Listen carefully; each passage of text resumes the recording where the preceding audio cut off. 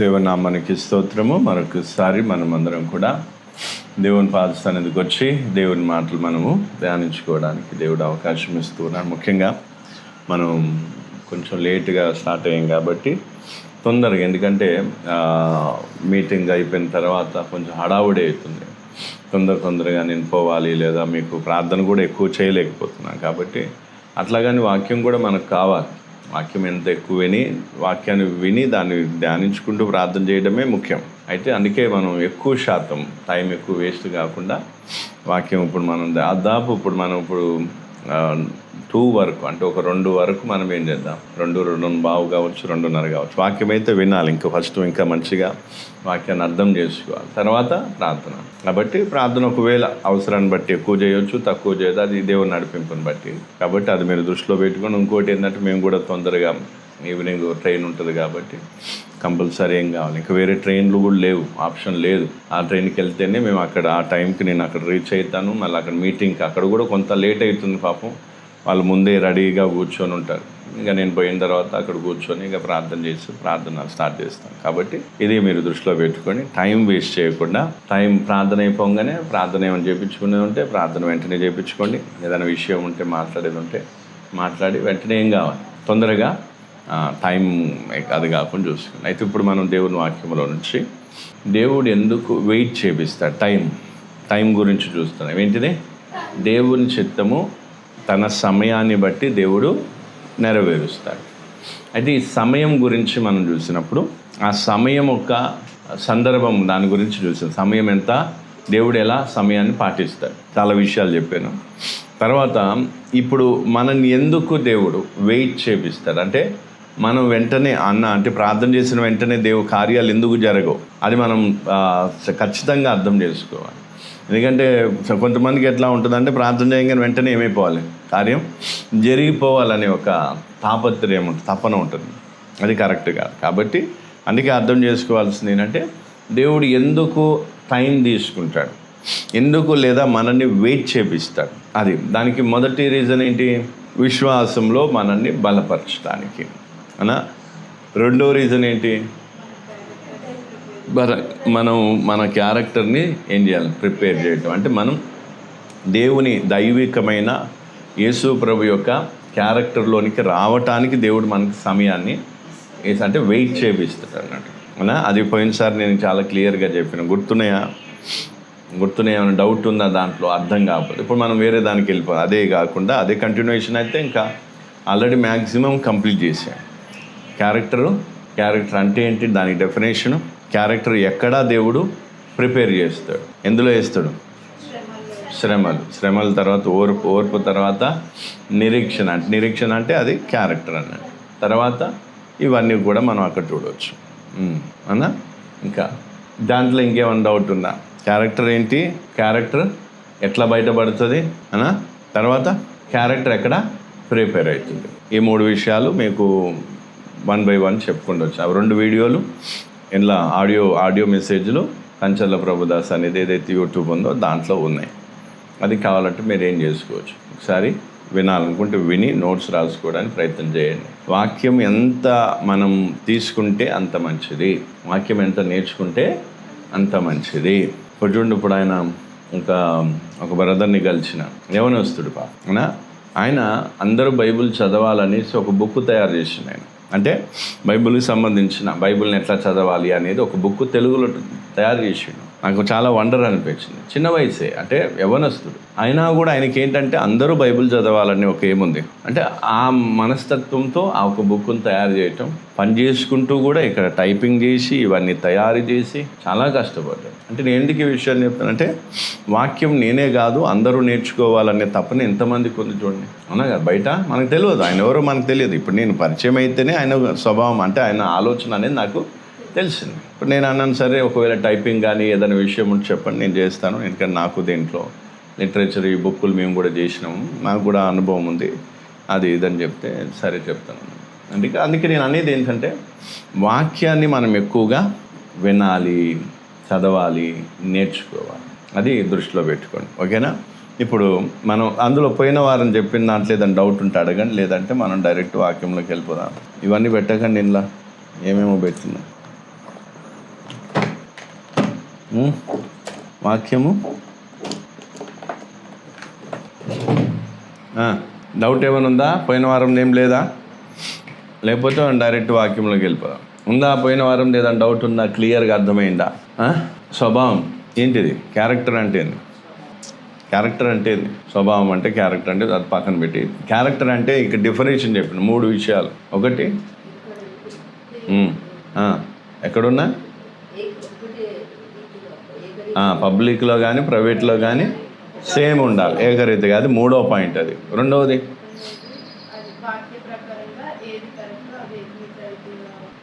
చెప్పు. దాన్ని రైట్, దాన్ని మనం ఏం కావాలి? వాక్యం ఏదైతే రైట్ అంటుందో దాన్నే ఎన్నుకునే మనస్సు ఉండాలి, ఆ హార్ట్ ఉండాలి మనకు. తర్వాత ఫస్ట్ది ఏంటిది?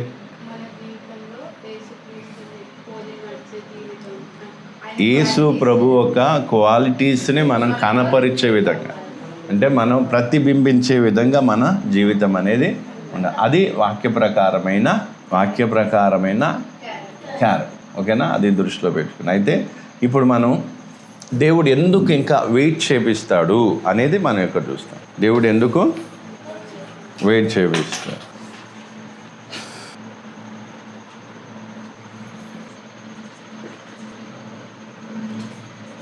To prepare the circumstances. To prepare ఏంటిదంట? సర్కమ్స్టాన్సెస్ అంటే అర్థం ఏంటిది అంటే పరిస్థితులను. దేవుడు ఏం చేయాలనుకుంటున్నాడు? మన చుట్టూ ఉన్న పరిస్థితిని కూడా ప్రిపేర్ చేయాలనుకుంటున్నాడు. దేవుడు మనల్ని, మన స్వభావాన్ని ప్రిపేర్ చేయటమే కాకుండా దేన్ని కూడా ప్రిపేర్ చేస్తాడు? పరిస్థితులు, అంటే మన చుట్టూ ఉన్న పరిస్థితులను కూడా ప్రిపేర్ చేస్తాడు. అదేంటా? రాసుకుని తొందర రాసు.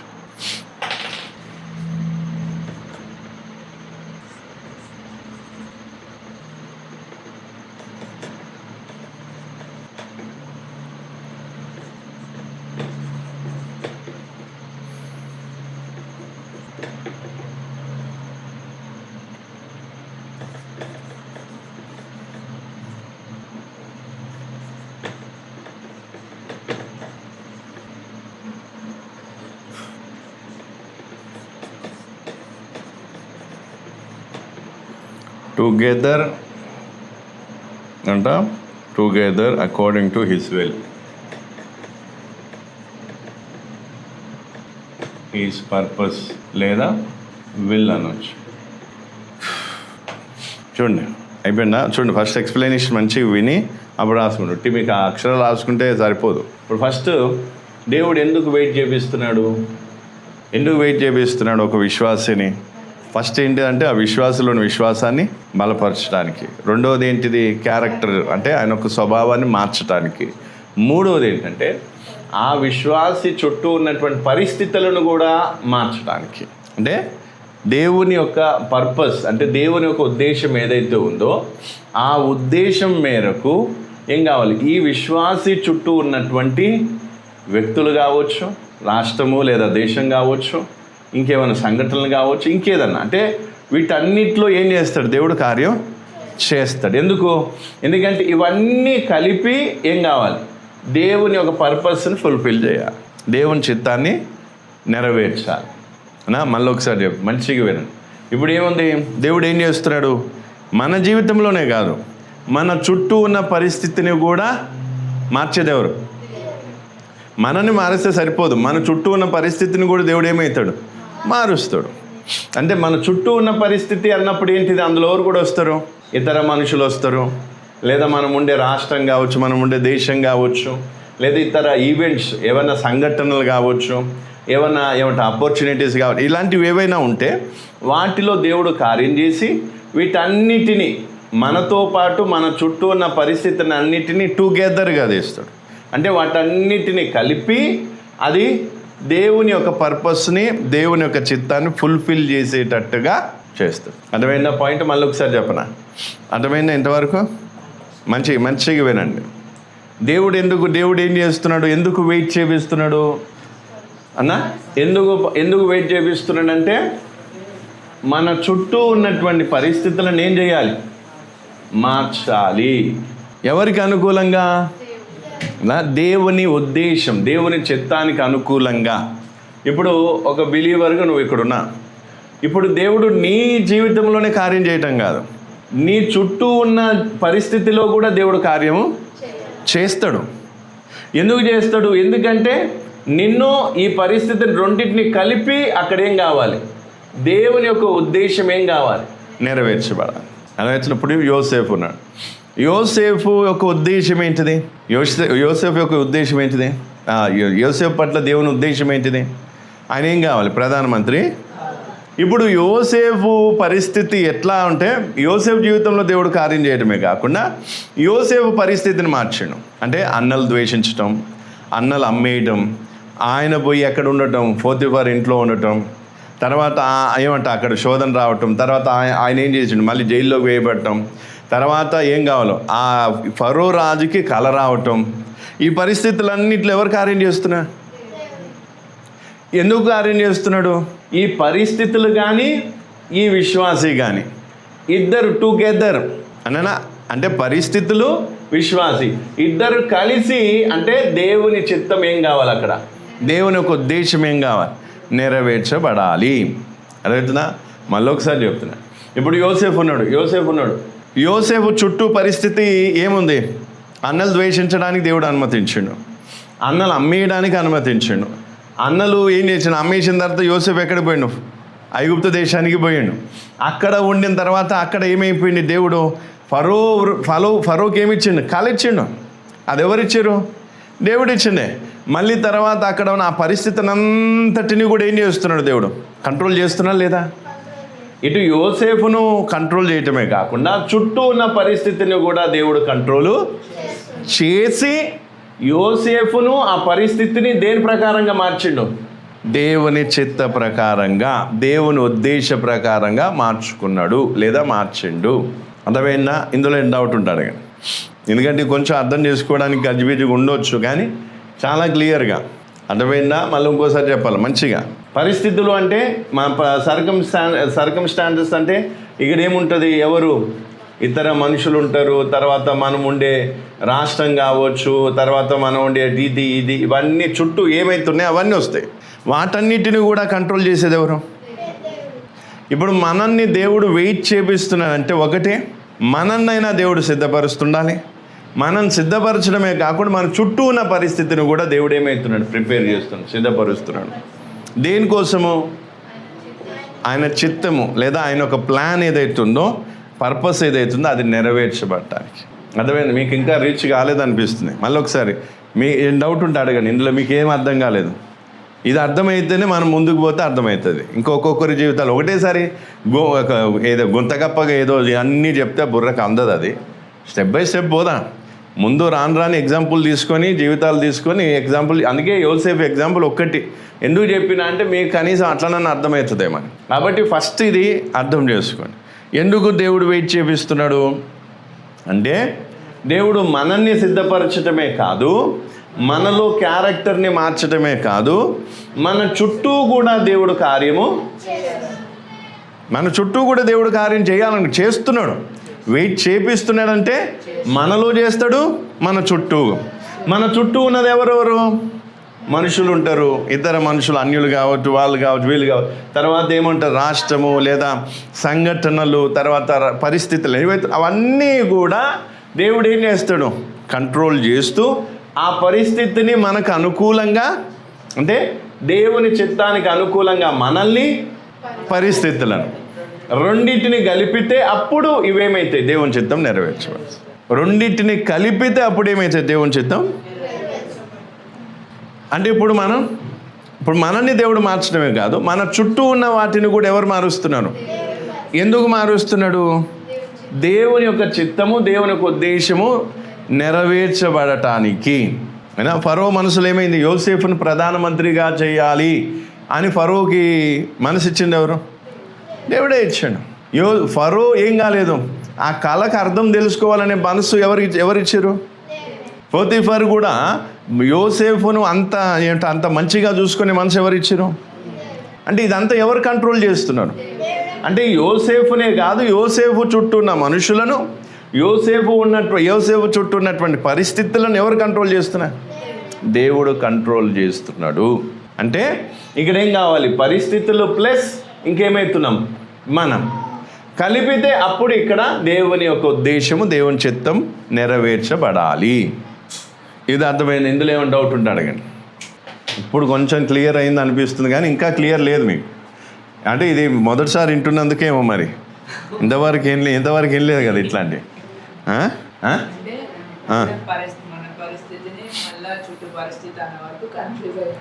మన పరిస్థితి కాదు. మన పరిస్థితి అంటే చుట్టూ ఉన్న పరిస్థితే మన పరిస్థితి. చుట్టూ ఉన్న పరిస్థితే మన పరిస్థితి.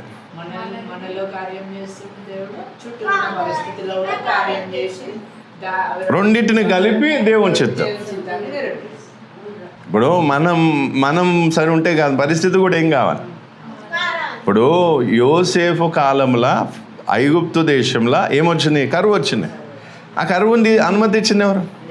ఒకవేళ కరువే రాకపోతే యోసేపు ప్రధానమంత్రి అయ్యే అవకాశం ఉండేదా? సింపుల్. అంటే కరువు రావటానికి దేవుడు అనుమతించిండు, ఫరోకి కళనిచ్చిండు. ఆ కళకు భావాన్ని కూడా ఎవరు చెప్పలేని పరిస్థితిలో ఎవరు? యోసేపు ఆ కళకు భావం చెప్తాడనే విషయాన్ని, అంటే ఎంత చక్కగా అక్కడ, అంటే ఇద్దరు రాజుకి సేవ చేసే ఇద్దరు సేవకులు ఎవరైతే ఉన్నారో వాళ్ళు జైల్లో వేయబడతారు. ఒక ఆయనేమో తల ఏమవుతుంది ఉరి తీయబడుతూ, ఒక ఆయనేమో తిరిగి మళ్ళీ ఆయన ఉద్యోగంలోకి వెళ్ళిపోతాడు. అప్పుడు ఆయన గుర్తుకొచ్చి పలానా నాకు చెరసాల్లో ఉన్నప్పుడు పలానా వ్యక్తి నాకు ఇట్లా భావం చెప్పిండు, అది నెరవేరింది పలాంది అన్నప్పుడు అప్పుడు యోసేఫ్ ఏం చేస్తాడు? అప్పుడు ఫరో ఏం చేస్తాడు? ఆయనను పిలిపిస్తాడు. అంటే ఇది ఈ సర్కమ్స్టాన్సెస్ అంతా ఏమవుతుంది? చుట్టూ పరిస్థితి అంతా ఏమవుతుంది?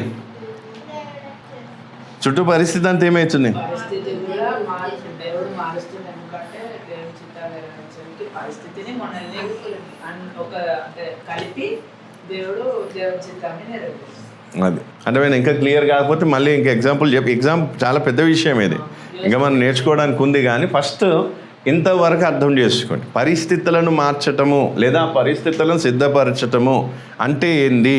అది టైటిల్ అర్థం చేసుకున్నప్పుడు చిన్నగా లోతులోకి పోతే అర్థమవుతుంది. ఇప్పుడు ఇది అర్థమైందా? ఇందులో ఇంకా ఏమైనా కన్ఫ్యూజన్ ఉందా?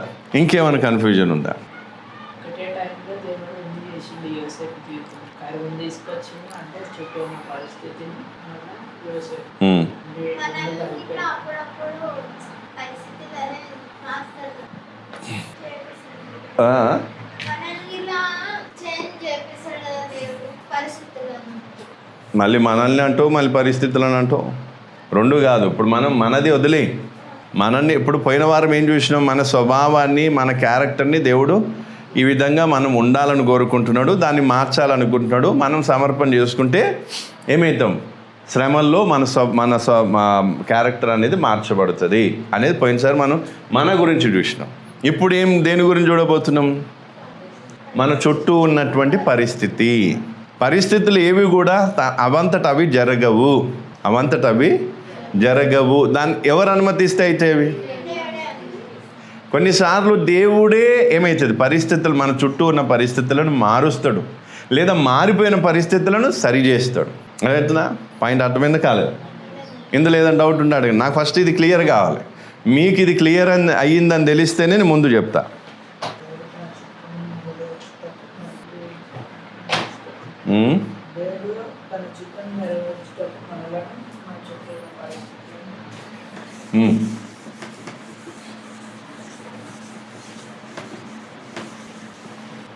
అర్థమైందా? పుష్పక అర్థమవుతుందా?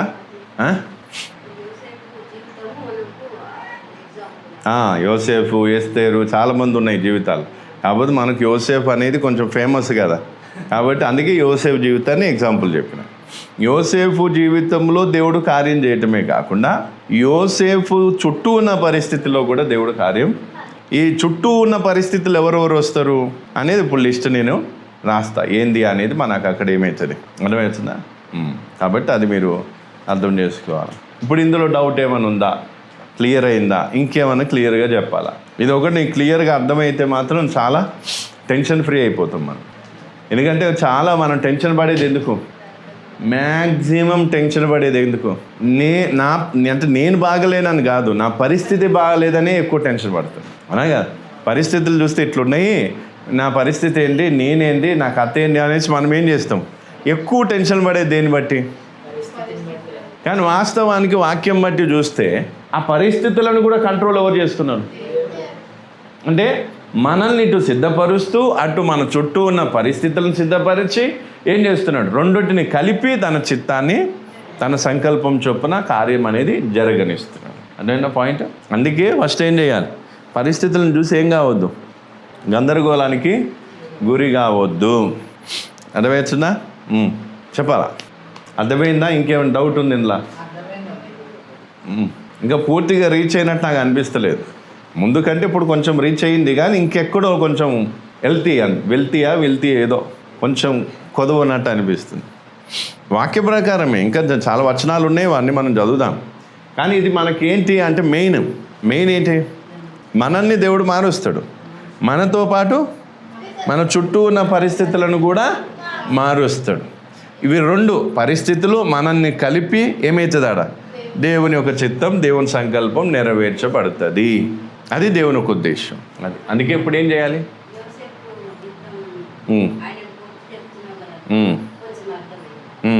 ఇంకా ఉన్నాయి, ఇంకా ఒక్కొక్కటి ఇంకా ఎక్స్ప్లెయిన్ చేస్తా. కానీ ఇప్పుడు ఇది అర్థమైంది, ఇంకా ముందుకు పోదామా? ఇందులో డౌట్ ఏమైనా ఉందా? ఇంకా మళ్ళీ చెప్తున్నా, ఇప్పుడు ఇది మనది కాదు టాపిక్, మన చుట్టూ ఉన్న పరిస్థితి ఇది టాపిక్. మళ్ళీ మనం అని కన్ఫ్యూజన్ కావద్దు. అందుకే నేను పదే చెప్తున్నాను. పోయిన వారం ఏం చేసినాం, మన అంతరంగం గురించి చూసినాం. స్వభావం అనేది ఎందులో ఉంటుంది, లోపల ఉంటుంది, బయట కనిపించదు కదా. మన ప్రవర్తన ద్వారా, మన ఆలోచనల ద్వారా, మన మాటల ద్వారా మన స్వభావం ఏందో తెలుస్తుంది. కాబట్టి మన అంతర్గతంలో ఉన్న దాని గురించి పోయిన వారం చూసినాము. ఇప్పుడు మనం కాదు, అయితే మనము అనేది ఎందుకంటామంటే మన చుట్టూ ఉన్న పరిస్థితిని అర్థం చేయించడానికి మనం అంట. కాబట్టి మనము అనే పదాన్ని ఏం కావద్దు, మళ్ళీ మనము అని కావద్దు. అర్థమవుతుందా? ఇప్పుడు పోయినసారి మనం ఏం చేసినాము, మన లోపల ఏముంటుంది ఏంటి అనేది చూసినాం. ఇప్పుడు మనం ఏం చేస్తున్నాము, ఈ మనము మన చుట్టూ ఉన్న పరిస్థితి ఏంటిది అనేది చూస్తున్నాం. కాబట్టి ఫోకస్ దేని మీద ఉండాలి, దీని మీద ఉండాలి. మళ్ళీ దీని మీద పోవద్దు, కన్ఫ్యూజన్ అవుతుంది. పోయిన వారం మనం ఏం చేసినాం, మన మీద ఫోకస్ పెట్టుకున్నాం. మన హృదయం ఏంటి, మన స్వభావం ఏంటి, అసలు మన క్యారెక్టర్ ఏంటిది, క్యారెక్టర్ అంటే ఏంటి, ఇదంతా చూసినాం. ఇప్పుడు మన చుట్టూ ఉన్నటువంటి పరిస్థితిని మనం ఏం చేయాలి, ఇప్పుడు మన ఫోకస్ మొత్తం దేని మీద ఉండాలి, దీని మీదే ఉండాలి. కాబట్టి మళ్ళీ దీని మీద పోవద్దు ఫోకస్. కాకపోతే మీకు అర్థం చేయించడానికి ఏమంట, మనము మన చుట్టూ ఉన్న పరిస్థితి అని చెప్తా. అందుకే ఇప్పుడు ఏం చేయాలి, మనము అంటే మన మీదకి పోవద్దు, దేని మీద పోవాలి, పరిస్థితి మీదకి పోవాలి. అప్పుడు మనకి ఇంకొంచెం క్లియర్గా అర్థం అవుతుంది. ఓకేనా? ఇప్పుడు ఇంతవరకు అర్థమైంది కదా. కాబట్టి ఇప్పుడు నెక్స్ట్ ఏంటంటే, ఇందులో పరిస్థితులు అన్నప్పుడు ఏమేమి వస్తున్నాయి, మన చుట్టూ ఉన్నాయి, మన చుట్టూ ఉన్న పరిస్థితి అంటే మన చుట్టూ ఏమేమి ఉన్నాయి, మన చుట్టూ ఉన్న దాంట్లో సమయాన్ని కూడా ఎవరు కంట్రోల్ చేస్తారు, దేవుడు కంట్రోల్ చేస్తాడు. తర్వాత సీజన్స్ అంటే వాతావరణం అంటే మన చుట్టూ ఉన్నటువంటి సీజన్స్, అది కూడా మళ్ళీ. తర్వాత రాజులు, కింగ్స్ అండ్ గవర్నమెంట్, ప్రభుత్వాన్ని కూడా కొంచెం చెయ్యి నొప్పి ఉంది కాబట్టి సరిగ్గా రాయలేకపోతుంది ఏదో అట్లా. తర్వాత నేషన్, ఒకవేళ స్పెల్లింగ్ ఏదైనా మీకు అర్థం కాకపోతే అడగండి. తర్వాత పీపుల్స్ హార్ట్,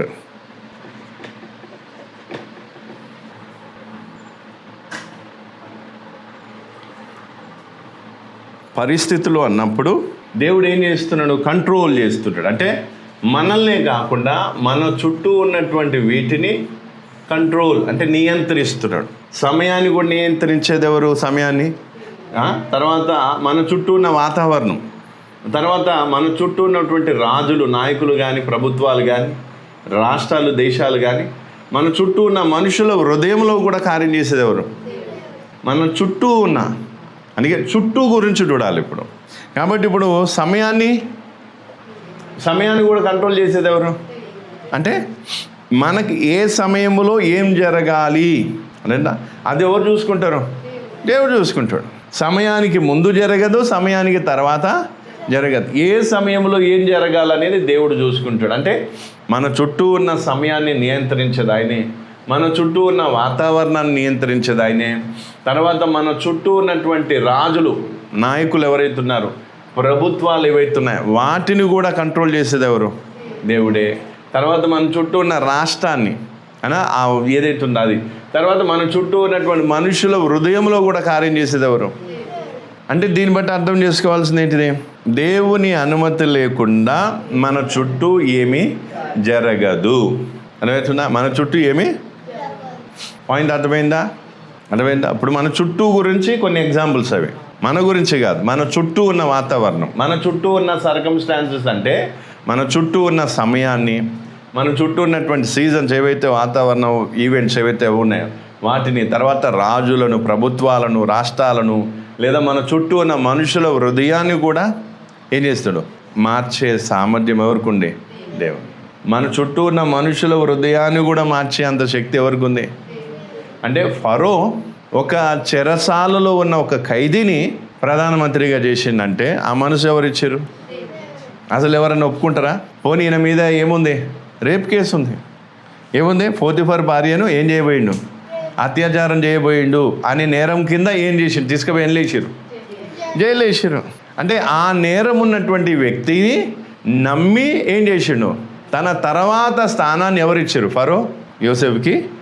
అంటే మనుషుల హృదయంలో కూడా కార్యం సమయం వచ్చినప్పుడు దేవుడే చేస్తాడు. తర్వాత మన చుట్టూ ఉన్న రాష్ట్రం కావచ్చు, మనం ఉన్న ప్రాంతం కావచ్చు, అక్కడ కూడా కార్యం చేసేది ఎవరు? అంటే రాజులు, నాయకులు, ప్రభుత్వాలు, ఇవన్నీ కూడా కంట్రోల్ చేసేది ఎవరు? అంటే దాంట్లో కూడా వాటిని కూడా సిద్ధపరిచేది ఎవరు? ఇప్పుడు మనము ఇవన్నీ కలిపి ప్లస్ ఏమవుతుంది? దేవుని పర్పస్, దేవుని చిత్తం, దేవుని ఒక ఉద్దేశం నెరవేర్చబడుతున్నాయి. దేవుని ఒక ఉద్దేశం ఏంటిది? యోసేఫును ఏం చేయాలి? ఐగుప్తు దేశానికి తీసుకుపోవాలి కాదు. ఐగుప్తు దేశంలో యోసేఫుని ఎందుకు తీసుకుపోయిండు? కరువు వచ్చినప్పుడు ఎవరు బతకాలి? యాకోబు కుటుంబం అంతా సర్వైవ్ కావాలి. అంటే యాకోబు కుటుంబం కోసం దేవుడు ఎవరిని తీసుకుపోయాడు? యోసేఫుని తీసుకుపోయాడు. చూడు, అంటే ఆ పరిస్థితిని దేవుడు ముందుగా ఎరిగి ఆ పరిస్థితిని నియంత్రిస్తూ ఇప్పుడు కంట్రోల్ చేసినట్టే కదా. ఒకవేళ దేవుడు ఆ కరువు కాలంలో యోసేఫుని అక్కడ ఉంచకపోయి ఉంటే ఎవరికి వచ్చేది కాదు? ధాన్యం ఎవరికి అందేది కాదు? యాకోబు కుటుంబానికి అందేది కాదు. అంటే ఆ పరిస్థితిని ఎవరు కంట్రోల్ చేస్తున్నారు? అట్లాగే మనల్ని దేవుడు మారుస్తూ మన జీవితంలో కార్యం చేస్తూ మన చుట్టూ ఉన్న పరిస్థితులలో కూడా దేవుడు కార్యము చేస్తాడు. ఇది 100% గుర్తుపెట్టుకోవాలి. పాయింట్ అర్థమైందా? అందుకే ఇప్పుడు అర్థం చేసుకోవాల్సింది ఏంటిది? మనల్నే మార్చడం కాదు, మన చుట్టూ ఉన్న పరిస్థితులను కూడా దేనికి అనుకూలంగా? ఆయన చిత్తానికి అనుకూలంగా, ఆయన ఒక ఉద్దేశాన్ని, సంకల్పానికి అనుకూలంగా దేవుడు పరిస్థితులను ఏమవుతాడు? మారుస్తాడు. పాయింట్ అర్థమైందా? అంటే రాజుల హృదయాన్ని మార్చగలడు, రాజ్యాలను సైతం ఏం గలడు? మార్చేయగలడు, ప్రభుత్వాలను సైతం ఏం చేయగలడు? సమయాన్ని కూడా దేవుడు కంట్రోలు చేయగలడు కదా. యెహోషువ యుద్ధానికి పోయినప్పుడు, యెహోషువ యుద్ధం చేస్తున్నప్పుడు ఏం చేసిండు? సూర్యుని, చంద్రుని ఆపేసిండా లేదా? ఎందుకు ఆపిండు? యుద్ధం ఏం కాలే పూర్తి? యుద్ధం పూర్తి అయ్యేదాకా నువ్వు ఆగమని సూర్యచంద్రులను ఆపేసిండు. అంటే అర్థం ఏంటి? సమయాన్ని కూడా కంట్రోల్ చేస్తుంది ఎవరు? సీజన్స్, అంటే మన చుట్టూ ఉన్న వాతావరణాన్ని కూడా కంట్రోల్ చేసేది ఎవరు? అంటే ఈ విషయం ఒకసారి మనకు అర్థమైతే మన చుట్టూ ఉన్న పరిస్థితిని బట్టి మనకి మాత్రం ఏం కాదు, కలవరం రాదు. ఎలాంటి పరిస్థితి అయినా దేవుడు ఏం చేస్తున్నాడు? నా మేలుకి, తన చిత్తం కోసం నన్ను ఈ పరిస్థితిలో ఉంచిండు. నన్ను సిద్ధపరుస్తూ నా చుట్టూ ఉన్న పరిస్థితిని సిద్ధపరిచి మమ్మల్ని ఏం చేస్తున్నాడు? దేవుని చిత్తానికి, లేదా దేవుని చిత్తం నెరవేర్చడానికి మమ్మల్ని నడిపిస్తున్నాడు. పాయింట్ అర్థమైందా కాలేదా? ఇది అర్థమైందా? ఇంకా మంచిగా మీకు ఏం కావాలా? నాకు అంటే సాటిస్ఫాక్షన్ అవుతలేదు, మీకు మైండ్లో గుసాయించిన అంటే లోపలికి పోయినట్టు అనిపిస్తలేదు, పోతలేదు. అంటే మరి ఎందుకు కన్ఫ్యూజన్ అవుతుందో అర్థమవుతలేదు. ఇది మన చుట్టూ ఉన్న పరిస్థితి గురించి చెప్పిన. మన చుట్టూ ఎవరెవరు ఉన్నారు? మన చుట్టూ ఉన్న సమయం, వాతావరణం, తర్వాత రాజులు, నాయకులు, ప్రభుత్వాలు, తర్వాత మన చుట్టూ ఉన్నటువంటి రాష్ట్రాలు, ఇదైతే మళ్ళీ తర్వాత ఏంటంటే మనుషుల హృదయాన్ని కూడా ఎవరు మారుస్తారు? దేవుడు మారుస్తాడు. ఎందుకు మారుస్తాడు? తన చిత్తాన్ని, తన యొక్క సంకల్పం ఏదైతే పర్పస్ ఉందో దాన్ని నెరవేర్చడానికి దేవుడు ఏమవుతాడు. మనం పరిస్థితిని చూసి కలత చెందొద్దు. దయా నీ చిత్తం ఎట్లుంటే అట్లా నడిపించు అన్నప్పుడు నీ జీవితంలోనే కాదు, నీ చుట్టూ ఉన్న పరిస్థితుల్లో కూడా మార్పులు చేర్పులు రావచ్చు. మార్పులు చేర్పులు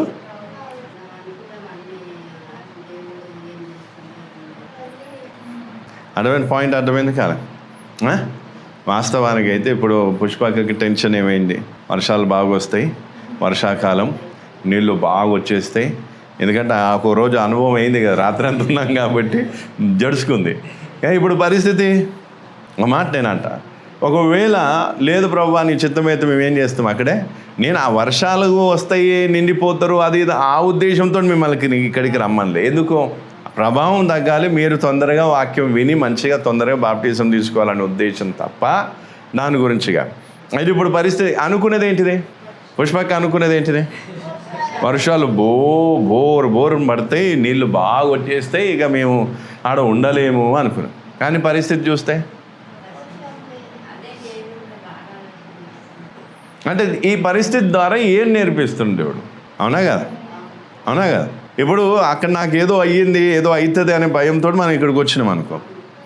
అంటే దాన్ని బట్టి ఏం నేర్పిస్తున్నాడు దేవుడు?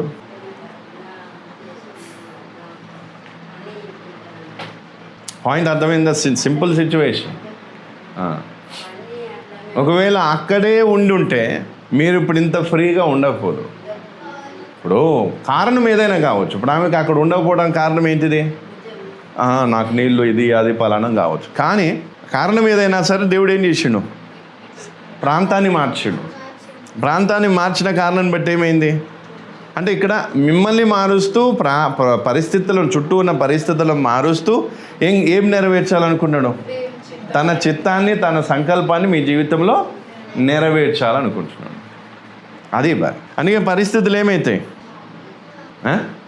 దేవుడు మారుస్తాడు. సింపుల్ విషయం. ఒక మాట, ఇప్పుడు దాన్ని ఏమంటారు, ఈ ఆంధ్రాలో ఏం కావాలి? వైసీపీ రావాలి అంటే జగన్మోహన్ రెడ్డి రావాలనేసి చాలామంది అనుకుంటే ఏమయ్యేది? విశాఖపట్నం ఏమయ్యేది క్యాపిటల్ చేద్దామన్నట్టుగా ఏది మామూలుగా వాళ్ళ ఆలోచన ఉండే. చాలా అప్పుడు హడావుడి అయిపోయిన ఎలక్షన్ల ముందు ఫుల్ జనాలు వచ్చేసారు, మొత్తం బిల్డింగులు లేపేస్తున్నారు, మొత్తం ఆగమైపోతుంది. ఇప్పుడు ఒకవేళ జగన్మోహన్ రెడ్డి గెలిచుంటే మేము ఆడ ఉండలేకపోదాం. ఎందుకంటే రేట్లు అంతా పెరిగిపోయి, ఈరోజు ఎవరి ఇంట్లో అయితే ఉంటున్నారో వాళ్ళు అమ్మేసుకుందరు, వాళ్ళ ఇల్లు అమ్మేద్దరు. వాళ్ళు చూసారు అది ఎలక్షన్లు అయిపోయినాక జగన్ వస్తే రేటు బాగా పెరుగుతుంది కాబట్టి కోట్ల కొద్ది పైసలు వస్తాయని వాళ్ళు ఆ ఇంటిని అమ్మేసుకునేటోళ్ళు. ఏడికి పోయినా కూడా అంతకుముందు మేము ఆ ఎలక్షన్లకు ముందే కొన్ని రోజుల ముందు ఏం చేసినాం? తిరిగినాం ఇళ్ళ కోసం. ఏడికి పోయినా 1000, 10,000, 12,000 ఏడంటే ఎంత ఘోరంగా పెంచేసారు. కానీ దేవుడు ఏం చేసాడు? ఒకటే అన్నా, ప్రభు మరి ఒకవేళ నీ చిత్తమైతే, నేను ఉండటం నీ చిత్తమైతే నాకు మంచి ఏం కావాలి? ఇల్లు రావాలి, దొరకాలి. లేదంటే ఏం చేస్తాను, నేను షిఫ్ట్ అయిపోతా ప్రభు. నేను సీతా దేవునికి అదే చెప్పింది. కానీ దేవుడు ఎట్లా మార్చిండు పరిస్థితి? ఎట్లా మార్చిండు? రావాల్సిన వ్యక్తి రాకుండా, అంటే నాయకులను కూడా దేవుడు ఏం చేస్తాడు? ప్రభుత్వాలను కూడా దేవుడు ఏం చేస్తాడు? ఇది చాలా చాలా చిన్నదిగా అనిపించవచ్చు, చాలా లైట్గా అనిపించవచ్చు, కానీ ఎంత గంభీరమైన విషయం అంటే నేను అక్కడ ఉండాలి ఒకటే పని. నాకు ఏం కావాలి? ఇల్లు దొరికిందా ఉంటా, లేదా షిఫ్ట్ అయిపోతానే వెళ్ళిపోతుంది అక్కడికి అని సీదా చెప్పింది. ఎందుకంటే బేజారు వచ్చేసింది మాకు. ఎందుకంటే ఎన్ని ఆర్థిక ఇబ్బందులు, ఎన్ని పరిస్థితులు, మీదికి ఎవరు ఒత్తిడి? సేవకులు ఒత్తిడి. ఆయనేమంటాడంట, పాస్టర్ ఏమంటాడు, ఆయనకు బుద్ధి లేదు, ఇంత గొర్రెలే మీడున్నాయి, ఆయన పోయి ఆడుంటాడు, అదేమన్నా పద్ధత అదా ఇదా అన్నట్టే. ఇంకేమంటాం? ఇంకా పాపం ఆయన మంచోడు కాబట్టి ఏమనలేదు, అన్ని విషయాలు చెప్పలేదు నాకు.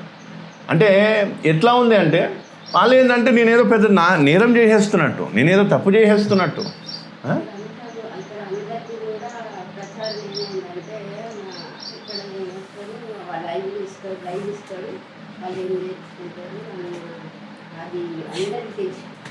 అంటే చూడండి పరిస్థితి. నేను ఎందుకు ఈ విషయం చెప్తున్నా అంటే దేవుడు దేన్ని మార్చేసిండు?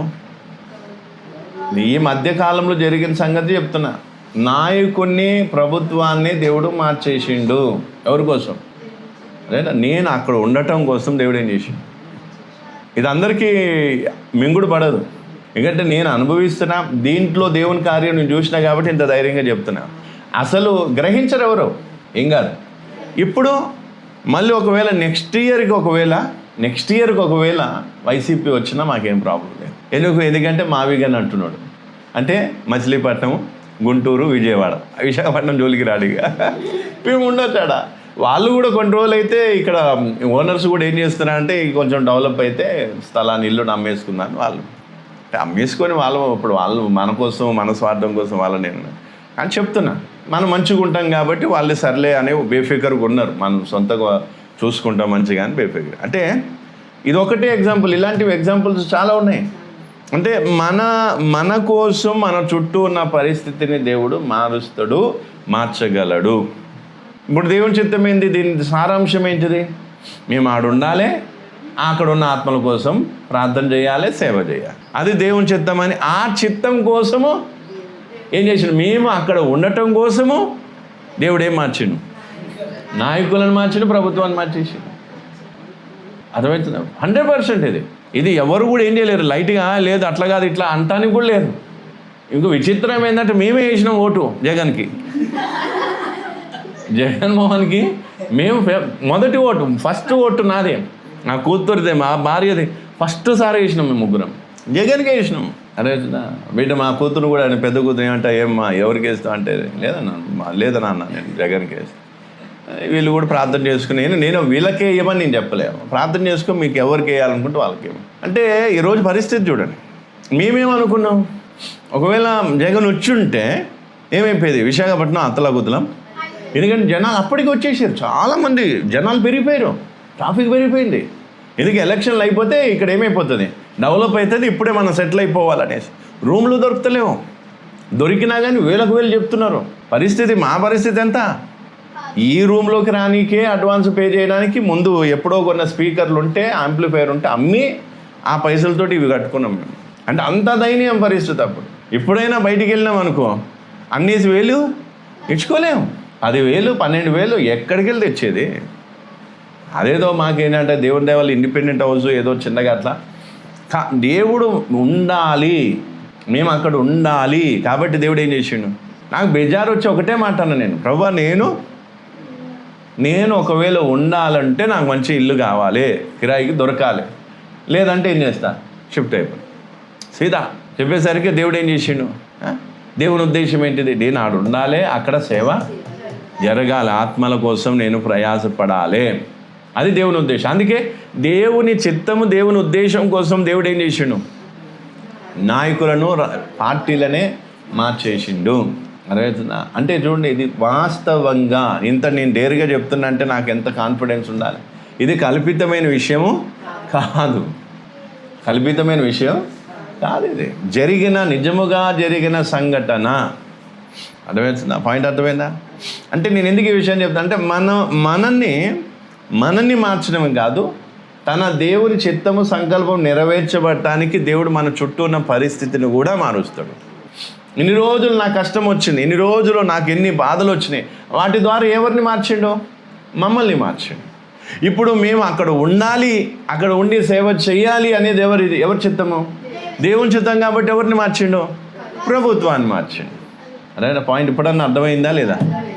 ఇంకా క్లియర్గా చిన్న పోదాం. ఇప్పుడు అర్థమైందా కాలేదా? డౌట్ ఉంది ఇందులో ఏమన్నా? అంటే పరిస్థితిని దేవుడు మన కోసం కాదు, ఎవరి కోసం? మనల్నైనా, మన చుట్టూ ఉన్న పరిస్థితినైనా దేనికోసం మారుస్తున్నాడు? ఆయన సంకల్పం నెరవేర్చబడటానికి, ఆయన చిత్తం నెరవేర్చబడటానికి దేవుడు ఏం చేస్తున్నాడు? అంటే అందుకే ఇదంతా ఎవరి కంట్రోల్లో? మనమైనా ఎవరి కంట్రోల్లో ఉన్నాం? రాజులు, రాజ్యాలు, ప్రభుత్వాలు, తర్వాత అన్నీ, అంటే మనుషులు, వాళ్ళ హృదయాలు అన్నీ కూడా ఎవరి కంట్రోల్లో? దేవుని కంట్రోల్. కాబట్టి ఇటు దేవుడు కావాలంటే మనల్ని మార్చగలడు, మన చుట్టూ ఉన్న వారిని కూడా, మన చుట్టూ ఉన్న పరిస్థితిని కూడా మార్చగలడు. ఈవెన్ టైమును కూడా కంట్రోల్ చేయగలడు. యెహోషువ ఏమన్నాడు? సూర్యుని చంద్రుని ఆగిపోమంటే అంటే దేవుడు కంట్రోల్ చేసిండా లేదా? వాతావరణం కూడా ఏమైపోతుంది, కంట్రోల్ అవుతుంది. ఇప్పుడు పరిస్థితి చూడండి, ఇప్పుడు భారతదేశంలో ఇథనాలు కోసం ఏం చేయాలి, వాటర్ ఎక్కువ ఖర్చు అవుతుంది. ఇప్పుడు అది ఒకవేళ వర్షాలు భారీగా, అంటే వర్షాలు అంటే అటు సైడ్ పడుతున్నాయి అనుకో, వర్షాలు పడేసరికి వీళ్ళు ఏం చేస్తారు, ఇదే పని మీద. అందుకే దేవుడు ఏం చేసిండు, కొంచెం వర్షాలు అక్కడ ఇక్కడ వర్షాలను కొంచెం ఆపుకుంటూ. ఎందుకు, ఇప్పుడు కొన్ని రోజులు అయితే బంద్ అవుతుంది. అది వాళ్ళు ఏదో అనుకుంటున్నారు, కానీ కొన్ని రోజులు అయితే ఇథనాలు కలుపుడు అనేది ఏమవుతుంది, ఈ 10 ఉంటుంది కానీ ఈ 20 లేదా ఈ 100 ఈ 85 ఇవన్నీ కూడా బంద్ అవుతాయి. నేను చాలా ఎగనెస్ట్ అయిపోయాను.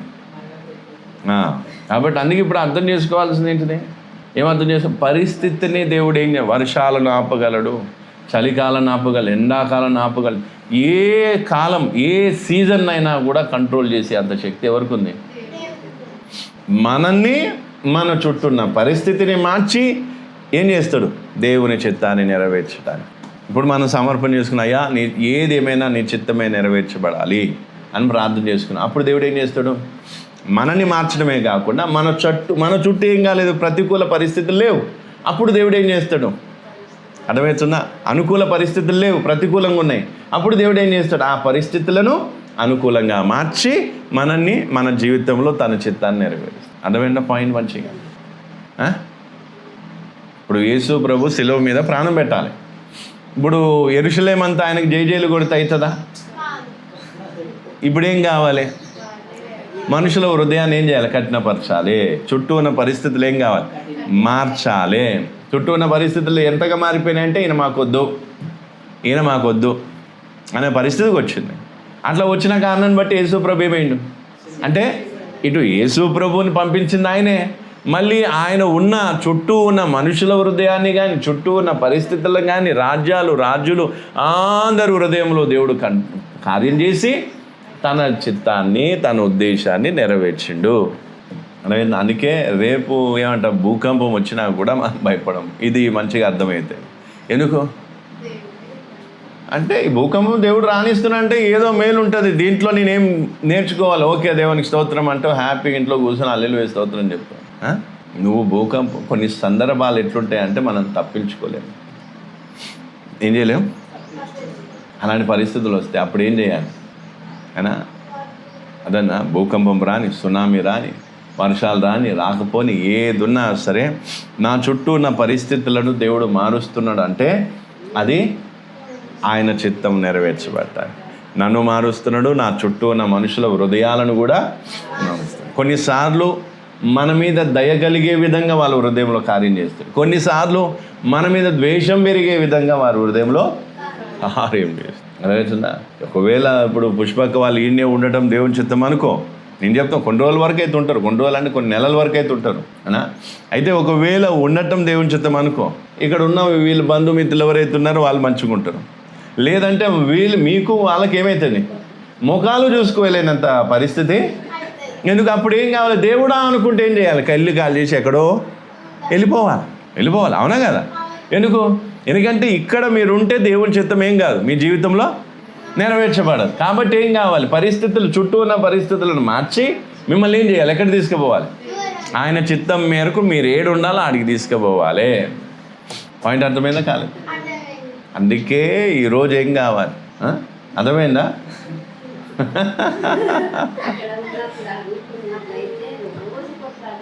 ఏడా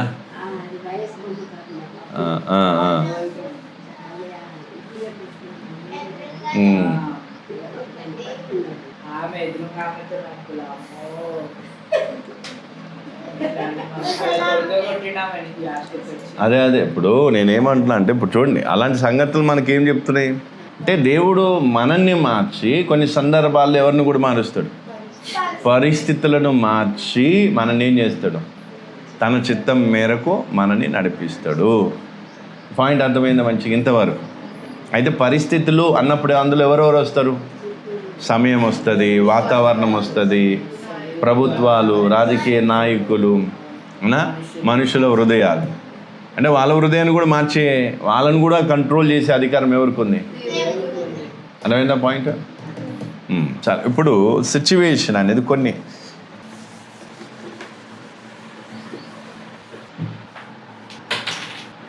దానియేలు గ్రంథం 2వ అధ్యాయం 21 ఒకసారి చదువుకుందాం.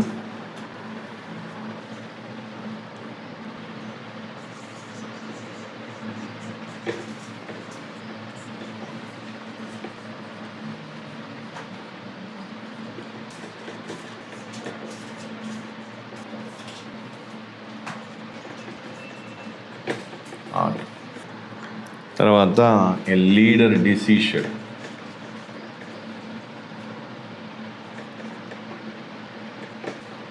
లీడర్ డిసిషన్, ఫ్యామిలీ సిచ్యువేషన్,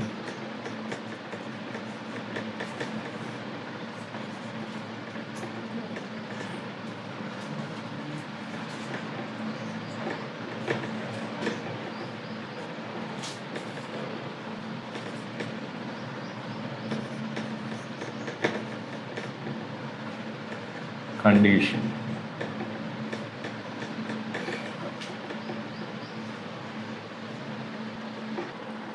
ఇంకా చూడండి మంచిగా, కొన్నిసార్లు దేవుడు ఏం చేస్తాడు, సర్కమ్స్టాన్సెస్ అంటే మన చుట్టూ ఉన్న పరిస్థితిలో ఎలాంటి పరిస్థితులను దేవుడు మనకి అంటే మన చుట్టూ ఉన్న వాళ్ళు ఎవరెవరు అనేది చెప్పినారు. సమయము, వాతావరణము, రాజ్యాలు, రాజకీయ నాయకులు, ఇవన్నీ కూడా అందులో మన చుట్టూ ఉన్న పరిస్థితుల్లో వస్తాయి, మనుషులు. అయితే కొన్ని సందర్భాల్లో దేవుడు ఏం చేస్తాడు, ఒకరు హృదయమును దేవుడు మార్చగలడు. తర్వాత నాయకుల యొక్క తీర్మానాన్ని కూడా దేవుడు ఏం చేస్తాడు, మారుస్తాడు. మన ఫ్యామిలీ సిచ్యువేషన్ కూడా దేవుడు ఏమవుతాడు, మారుస్తాడు. తర్వాత మన ఉన్న దేశం యొక్క కండిషన్ కూడా దేవుడు ఏమవుతాడు, మారుస్తాడు. అనా ఎందుకు మారుస్తున్నాడు? మన జీవితంలో ఏం కావాలి, మనం దేవుని చిత్తము నెరవేర్చే వారం కావాలి. మన జీవితంలో దేవుని చిత్తం నెరవేర్చబడాలి అంటే మనలోనే కాదు, మన చుట్టూ ఉన్న పరిస్థితిలో కూడా కార్యం జరిగితేనే ఆ పని జరుగుతుంది, లేకపోతే జరగదు. అందుకే ఈ విషయాన్ని దృష్టిలో పెట్టి, అర్థమైందా పాయింట్?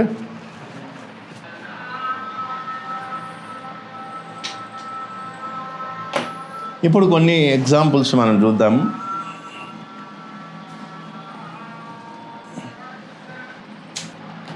మొర్దెకై గురించి విన్నారా? ఎస్తేర్లా మొర్దెకైని ఏం చేయాలని చూసారు, ఉరిదీయాలని చూసారు.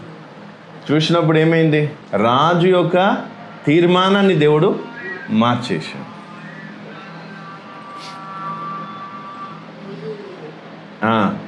స్తంభం, ఉరికంబం అనేది చేపిస్తారు. వాళ్ళు ఎవరైతే పన్నాగం చేసిరో వాళ్ళను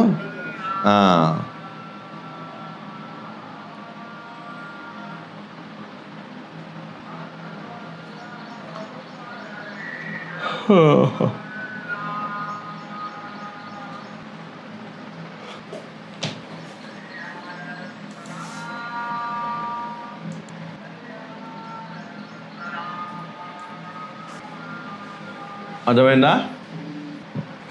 ఇందులో ఏమైనా డౌట్ ఉంటే అడగండి, లేదంటే మనం కొంచెం బ్రేక్ తీసుకున్నా కొంచెం, ఎందుకంటే ఇదంతా గట్టిగా రాసిన కాబట్టి కొంచెం నాకు అంతా అలసిపోయినట్టే.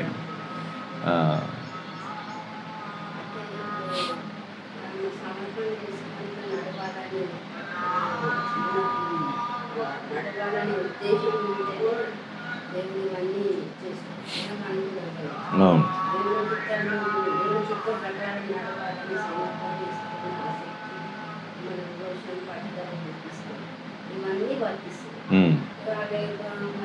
ఇప్పుడు దేవుని చిత్తాన్ని లెక్క చేయని వాళ్ళు తమ ఇష్టాలు కోరికల మేరకు నడుస్తారు. తమ ఇష్టాలు కోరికల మేరకు నడిస్తే వాళ్ళ జీవితంలో దేవుడు ఎందుకు కార్యం చేస్తాడు, వాళ్ళ చుట్టూ దేవుడు ఎందుకు కార్యం చేస్తాడు? అప్పుడు ఎవరు చేస్తారు? సైతాన్ చేస్తాడు. అప్పుడు ఎవరు చేస్తారు? సైతాన్ చేస్తుంది, పాపం లేదా లోకం. అప్పుడు ఇవి ఎంటర్ అవుతాయి అన్నమాట. అవి ఎంటర్ అయిపోయి ఏం చేస్తే ఇక పాపం వాళ్ళను బానిసగా మార్చుకోవడం, లోకం వాళ్ళని ఏం చేయడం, మోసం చేసే విధంగా, సాతాను వాళ్ళను ఏం చేయడం, భ్రమపరిచే విధంగా పనిచేస్తాను. కానీ లేదు, నాకు ఏదేమైనా నా జీవితంలో తండ్రి చిత్తమే నేను నెరవేర్చాలి అని సమర్పణ చేసుకుంటే, అట్లాంటి విధేయత, అట్లాంటి మనస్సు ఉంటే, అప్పుడు దేవుడు ఏం చేస్తాడు, మనలో మార్పు తేవటమే కాకుండా మనం దేవుని చిత్తం మన జీవితంలో దేవుని చిత్తం నెరవేర్చబడటానికి ఏం కూడా మన చుట్టూ ఉన్న పరిస్థితులను కూడా దేవుడు మారుస్తాడు.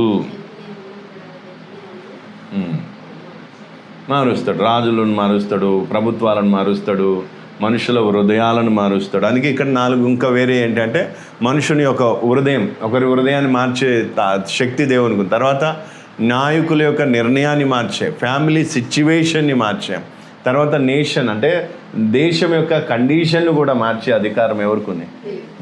అట్లా దేవుడు కార్యం చేస్తాడు. అట్లా దేవుడు ఏం చేస్తాడు? కార్యం చేస్తాడు. ఇది పాయింట్. మంచిగా ఈ విషయం అర్థం చేసుకోవాలి. ఓకేనా? ఇంకేమన్నా?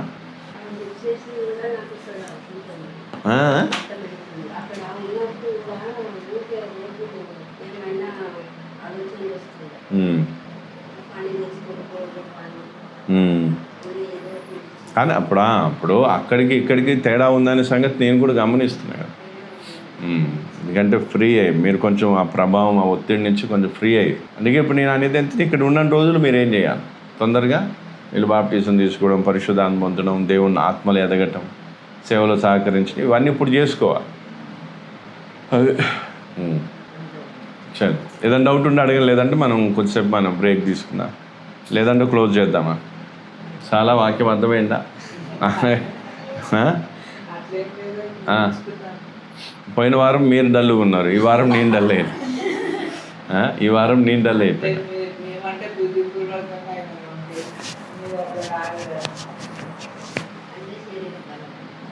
అదే అంత డల్లు ఉంది అంటే రాసేసరికి ఆ నొప్పికి అంత అర్థమైందా మంచిగా? ఇందులో ఏదైనా డౌట్ ఉందా? లేదంటే బ్రేక్ తీసుకోండి, 10-15 నిమిషాలు బ్రేక్ తీసుకొని మళ్ళీ దేవుని చిత్తం అయితే మళ్ళీ చూద్దాం. పాయింట్ అర్థమైందా? విషయం మన జీవితంలో దేవుడు కార్యం చేస్తాడు. మన చుట్టూ ఎవరెవరు ఉన్నారు? టైం, వాతావరణం, రాజులు, ప్రభుత్వాలు, తర్వాత ఏంటిది? మనుషుల హృదయాన్ని కూడా దేవుడు ఏం చేస్తాడు. అందుకే దాన్ని ఇంకో రకంగా చెప్తే ఇక్కడ మనుషుల హృదయం, ఆ మనుషుల్లో ఎవరు ఉన్నారు?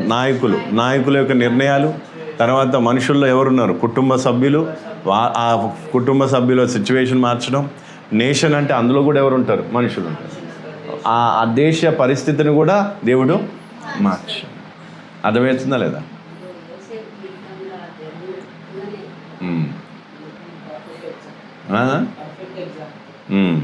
ఎస్తేరు, యోసేఫు, ఇంకా ఉన్నాయి చాలామంది ఎగ్జాంపుల్స్ ఉన్నాయి, అవన్నీ చూసుకున్నాను. కాబట్టి ఇదైతే మీకు అర్థమైందా మంచిగా క్లియర్గా? బ్రేక్ తీసుకుందామా? ఏదైనా డౌట్ ఉంటే అడగండి. ఇప్పుడు అమ్మ అడిగింది ఏంటి అంటే, ఇప్పుడు ఎవరైతే దేవుని చిత్తాన్ని సమర్పణ చేసుకుంటూ వాళ్ళ జీవితంలో దేవుడు ఈ విధంగా కార్యం చేస్తాడు. ఒకవేళ దేవుని చిత్తానికి సమర్పించుకోకుండా ఇచ్చల కోరికల మేరకు బతకాలనుకున్న వారి జీవితంలో దేవుడు కార్యము ఎందుకు? వీళ్ళు చేస్తే వాళ్ళని బలవంతం చేసినట్టే.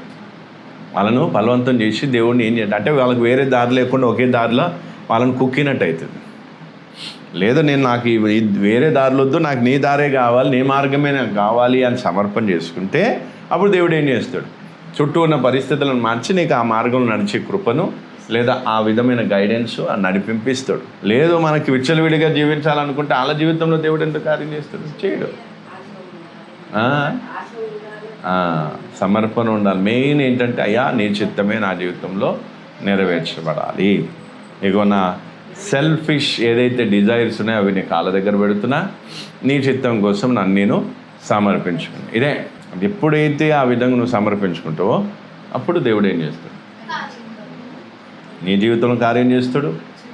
చుట్టూ ఉన్న పరిస్థితుల్లో కూడా కార్యం చేసి నిన్ను నీ జీవితంలో ఏం చేయాలి? దేవుని చిత్తం నెరవేర్చడానికి సిద్ధపరుస్తాడు. అంటే ఆ విధంగా దేవుడిని నడిపిస్తాడు.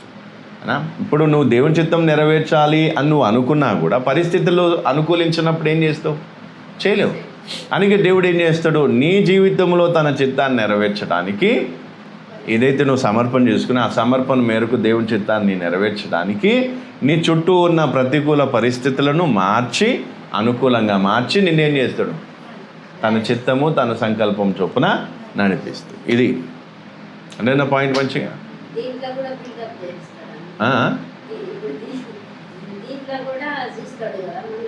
ఏంటిది? నమ్మకత్వం అంటే ఇప్పుడు కొంతమందికి తెలియదు. అంటే పరిస్థితులలో కూడా దేవుడు కంట్రోల్ చేస్తాడు, దేవుడు మారుస్తాడు అని తెలియదు. కాబట్టి వాళ్ళు ఏం చేస్తారంటే ఆ పరిస్థితులను చూసి కలవరపడతారు. అట్లాంటి టైంలో దేవుడు తన సేవకుల ద్వారా కానీ వాక్యం ద్వారా కానీ ఏదో విధంగా మాట్లాడి వాళ్ళని ధైర్యపరుస్తాడు. తెలియక, కొంతమంది తెలుసుకుంటే ఇప్పుడు, ఎందుకంటే మీకు తెలిసింది ఇప్పుడు మీరేం కావాలి అంటే పరిస్థితులు మారిపోతే వీళ్ళు ఏం చేస్తారు అనేది కాదట. ఆ పరీక్ష వేరు, ఇది టెస్ట్ కాదు, ఇది టెస్ట్ వేరు. పరీక్ష ఎప్పుడు ఉండదు, ప్రతి దాంట్లో ఉండదు పరీక్ష, ప్రతిరోజు ఉండదు, ప్రతి దాంట్లో దేవుడు పెట్టాడు పరీక్ష ఉంటుంది. పరీక్ష ఎప్పుడు వస్తుంది? ఇప్పుడు ఉదాహరణకి ఇప్పుడు వాక్యం చెప్పిన, ఇది మీకు సిలబస్. ఇప్పుడు ఇదే కోణంలో మనం చూస్తే దేవుడు ఎప్పుడు పరీక్ష పెడతాడు అంటే పరిస్థితులు మారిపోయినా కూడా వీళ్ళు అదే సమర్పణలు ఉండరా అని దేవుడు ఒకవేళ పరీక్ష పెట్టాల్సి వస్తే ఎప్పుడు పెడతాడు? ఈ టాపిక్ అనేది నీకు నేర్పించినాక, ఆ వాక్యాన్ని నువ్వు ఎప్పుడైతే విన్న తర్వాత అప్పుడు దేవుడు కొన్నాళ్ళు సమయాన్ని ఇచ్చి అప్పుడు నీకేమి ఇస్తాడు? పరీక్ష. అట్లా రోజు దేవుడు అన్ని విషయాల్లో పరీక్ష పెట్టుకుంటూ పోతే మనం నిలవలేము, ఉండలేము. కానీ పరీక్ష జరుగుతుంది. ఏ విషయంలో దేవుడు పరీక్ష పెడతాడు అనేది మనకేం కావాలి? గ్రహింపు ఉండాలి. దేవుడు ఏ విషయంలో మనకేమి ఇస్తున్న పరీక్ష పెడుతున్నాడు అనేది మనకేం కావాలి? గ్రహింపు ఉండాలి. అది అందుకే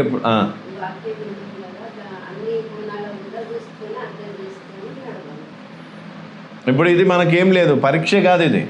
ఇదేంటి అంటే ఇప్పుడు మనం దేవునికి సమర్పణ చేసుకున్నాం, దేవుని చిత్తానికి. ఆ దేవుని చిత్తాన్ని నెరవేర్చాలని మనం ఉన్నా కూడా మన చుట్టూ ఉన్న పరిస్థితులు మనం మార్చుకోలేం, మనం ఏం చేయలేం, మార్చుకోలేం. కాబట్టి ఆ చుట్టూ ఉన్న పరిస్థితిని ఎవరు మారుస్తారు? దేవుడు మార్చి ఏం చేస్తాడు? మనల్ని తన చిత్త ప్రకారం మన జీవితంలో కార్యము చేస్తాడు. అర్థమైందా పాయింట్? అర్థం కాలేదా?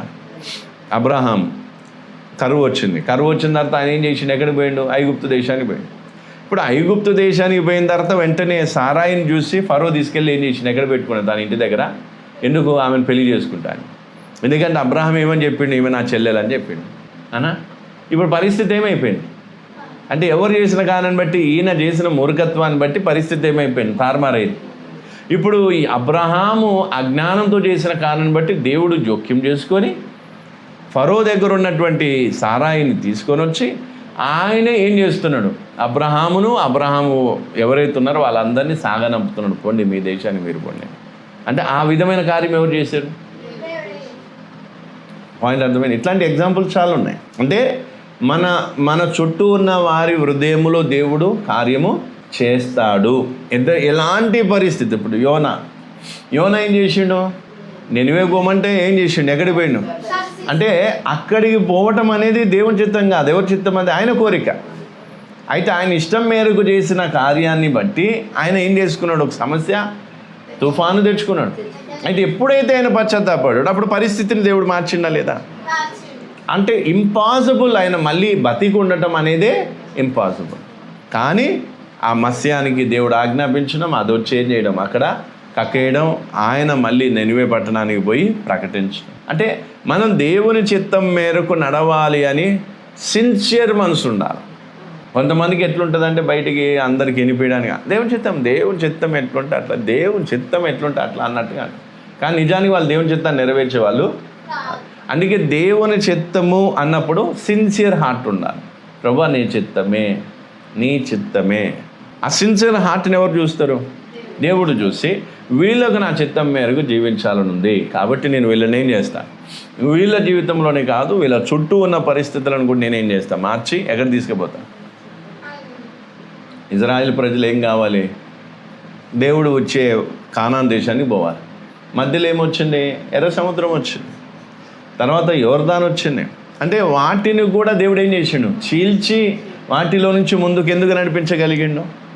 అంటే వీళ్ళ మనస్తత్వాన్ని దేవుడు అక్కడ, అదే ఎవరికైతే కానాన్ దేశానికి రావాలని లేదో వాళ్ళని దేవుడు ఏం చేసిండు? అక్కడే అర్థము. కాబట్టి మన సిన్సియర్ హార్ట్ని దేవుడు చూస్తాడు, మన హృదయ అంతరంగాన్ని దేవుడు చూస్తాడు, మన హృదయ అంతరంగమును. అందుకే మనం దేవుని చిత్తాన్ని నెరవేర్చాలి అనే దాన్ని ఏం చేయాలి?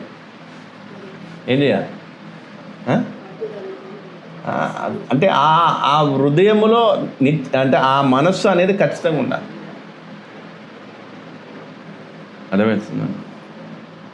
నేను సమర్పణ చేసుకున్నాము, పోయిన తర్వాత పెళ్లి గురించి నేను ఎప్పుడూ పాస్టర్కి చెప్పలేదు. నాకు పెళ్లి కావాలి, నాకు వయసు వచ్చింది, నాకు పెళ్లి చేయమని మా పాస్టర్కి చెప్పలేదు, ఎవరికి చెప్పలేదు. నేను ట్రైనింగ్లో ఉన్నా, నా పని నేను చేసుకుంటున్నాను. చేసుకున్నప్పుడు అనుకున్న రీతిగా దేవుడు ఫిన్నీ పాస్టర్ ద్వారా, ఎంఏ సిస్టర్ ద్వారా, ఈ సుమా సిస్టర్ విషయంలో వాళ్ళు ప్రార్థన చేసినప్పుడు వాళ్ళకి అనిపించింది.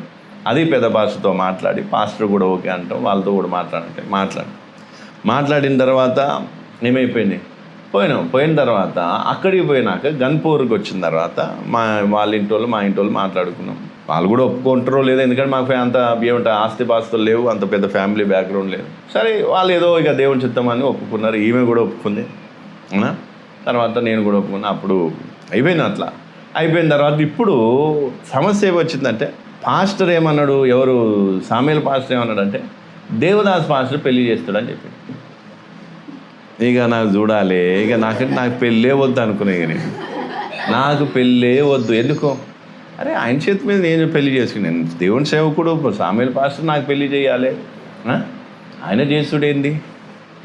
నాకు చాలా బాధ, దుఃఖం వచ్చేసింది, ఏడుపు వచ్చేసింది. ఏంటిది అంటే, మనం దేవుని చిత్తము అంత మంచిగా ఇంతవరకు నాకు సాగినప్పుడు ఒక అపోస్తలుల చేతిలో పెళ్లి జరిగితే అదొక సంతోషం, అదొక తృప్తి, అదొక ఆశీర్వాదం. ఇక నేను అనుకునేగా ఇది ఏంటి, నేను అంటే వద్దు అన్నట్టుగానే మనసులో బాధతో నేనన్నా, ప్రభు నీ చిత్తమైతే నీ దాసుని చేతిలోనే నాకు ఏం కావాలి, పెళ్ళి కావాలి అని ప్రార్థన చేసినాక ఆయన ఈ సామేల్ పాస్టర్ ఎందుకన్నాడో నాకు తెలియదు. కానీ దేవుడు ఎవరు హృదయంలో కార్యం చేసిండు, ఫిన్నీ పాస్టర్ హృదయంలో కార్యం. ఫిన్నీ పాస్టర్ పోయి ఒప్పుకోలేదు. నువ్వు ఉండగా ఆయనతో నువ్వు ఎట్లా పెళ్లి చేపిస్తావు? అరే అసలు పెళ్ళి వీళ్ళిద్దరిది ఇక్కడ పెళ్లి చేయడానికే అసలు సరైన పెళ్ళి ఎట్లుంటుందో ఇక్కడ ఉన్న వాళ్ళందరికీ చూపించడానికి నువ్వు ఎట్లా చేయవనేసి ఎవరు అందుకున్నారు? ఫిన్నీ పాస్టర్ అందుకున్నాడు. ఇక ఆయన అప్పుడు మళ్ళీ ఏమన్నాడు, చలో టీకే ఏం చేస్తా, నేను చేస్తా అని ముందుకు వచ్చి. అదే అంటే పరిస్థితి చూడ ఎట్లా మారిందా అంటే, మనం దేవుని చిత్తానికి కట్టుబడినప్పుడు దేవుడు పరిస్థితులను ఏం చేస్తాడు, మారుస్తాడు. మనుషుల హృదయాలను మారుస్తాడు. ఇప్పటికీ కూడా నీ ఆ రికార్డింగ్ యూట్యూబ్లో ఉంది, మా పెళ్ళిది. ఇప్పటికీ ఏం చేస్తారు, అప్పట్లో చూసినప్పుడు అరే మీ పెళ్ళి నేను చూసిన, మీ పెళ్ళికి నేను వచ్చిన, గన్పూర్ మీటింగ్లో అయింది కదా, నన్ను ఆ పెళ్ళి అక్కడ పెళ్ళి జరిగిన కారణాన్ని బట్టి నన్ను గుర్తుపట్టాను. యూట్యూబ్లో ఉంది. అంటే నేను అనేది ఏంటంటే, పరిస్థితి ఏంటి, పరిస్థితి ఏమైపోయింది అంటే నాకు విచిత్రం అనిపించింది. ఎందుకంటే ఆయనే చేస్తాడు అనుకున్నా నేను. అంతెందుకు, ఇప్పుడు బాప్టిజం కూడా ఆయనే ఇస్తాడు అనుకున్నా నేను. కానీ తీరా చూసేసరికి ఏం లేదు. అంటే అదేమో ఆత్మీయ విషయం కాబట్టి సర్లే, ఎవరైతే ఏంది మొత్తానికి నేను రక్షింపబడితే చాలు, దేవుని వాక్య ప్రకారం జీవిస్తే చాలు అనుకున్నాం, అయిపోయింది. కానీ ఇది అట్లా కాదు కదా. ఇంకోటి, పెళ్ళి డిసిషన్ ఎప్పుడు తీసుకున్న డేటు 29 ఫిబ్రవరి. 29 ఫిబ్రవరి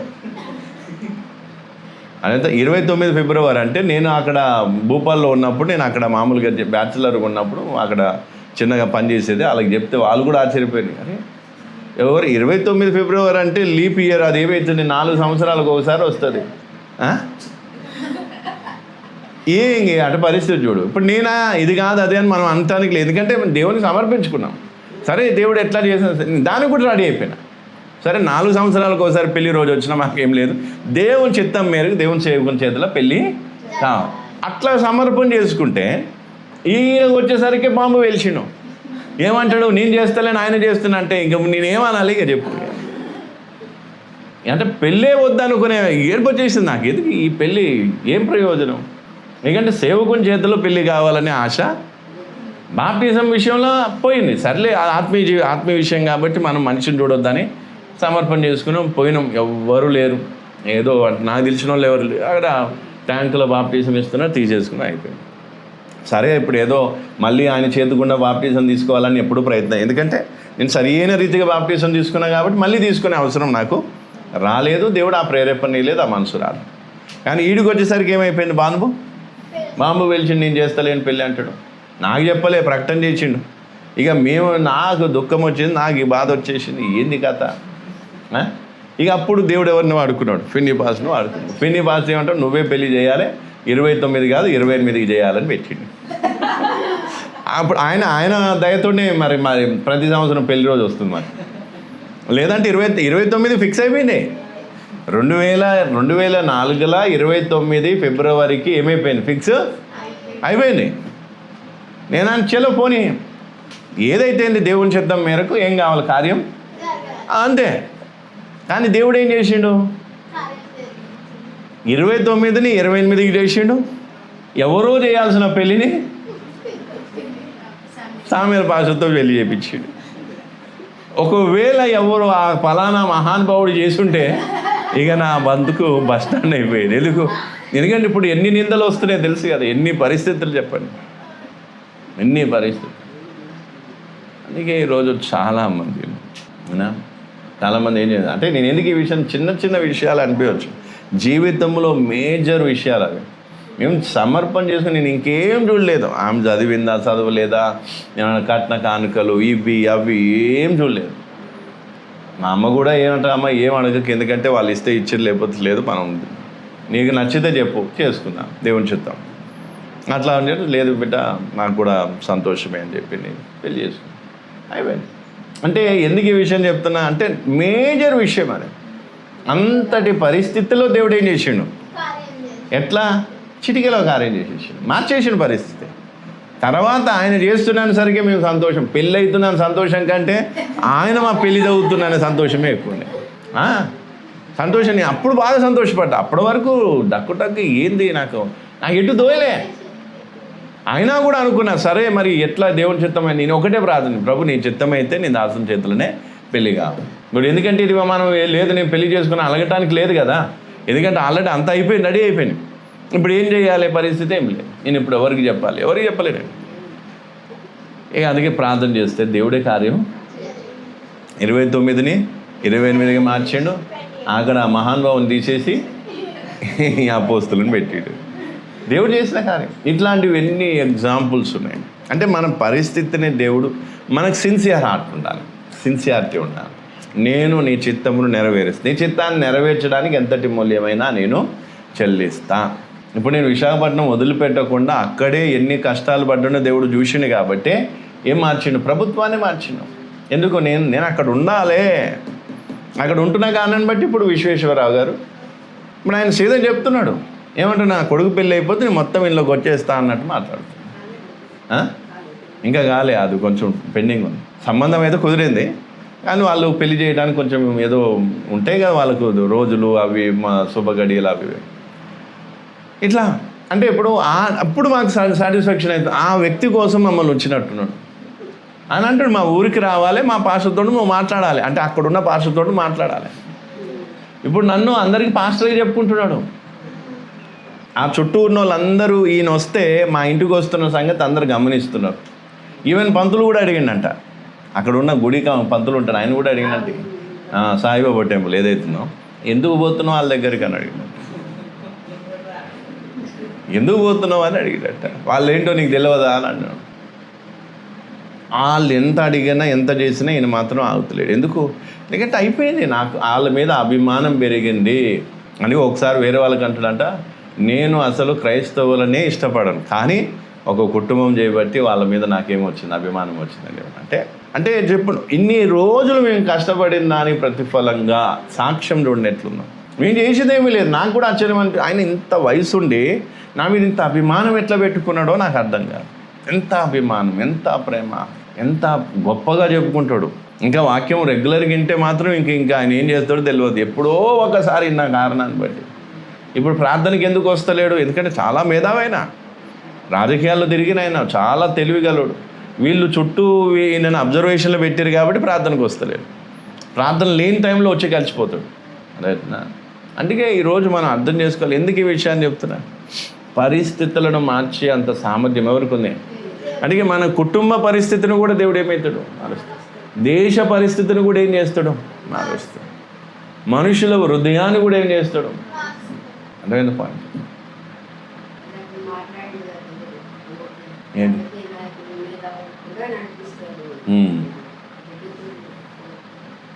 అర్థమైన పాయింట్. ఇంకా ఎగ్జాంపుల్ ఎన్ని ఉన్నాయంటే, మొన్న రీసెంట్గా పరిస్థితి ఏమైపోయింది, కొంచెం తారుమారైనప్పుడు అందరు కలిసి, మన పాత విశ్వాసులు కలిసి, ఇంకా కొంతమంది మేధావులు కలిసి నన్ను ఏం కావాలి, మినిస్ట్రీ నుంచి సేవ నుంచి తీసేయాలా, వాళ్ళ ప్లాన్ సేవ నుంచి తీసేయాలి. వీడు సేవ చేయొద్దు, ఇట్లనే వీడు సేవ చేయొద్దు, మినిస్ట్రీలో ఉండొద్దు. ఇట్లా చేసిన తర్వాత ఏమైంది పరిస్థితి, మొత్తానికైతే ఈయన ఏం చేసిండో వాళ్ళ మాటలు వినేసి ఇప్పుడు వాళ్ళతో నువ్వు మాట్లాడినవి నాతో కూడా నువ్వు మాట్లాడాలి. మాట్లాడి మరి వాళ్ళు ఇట్లా చెప్తున్నారు ఎంతవరకు కరెక్టో కాదో అని నాతో నువ్వు చెప్పి అడిగిన తర్వాత నువ్వు పోయి పాస్టర్ చెప్తే ఒక అందం ఉంటుంది. ఇగో వాళ్ళు ఇట్లా చెప్పారు, ఈయన ఇట్లా చెప్పిండు, ఇది పరిస్థితి అని నువ్వు న్యాయంగా మాట్లాడాలి.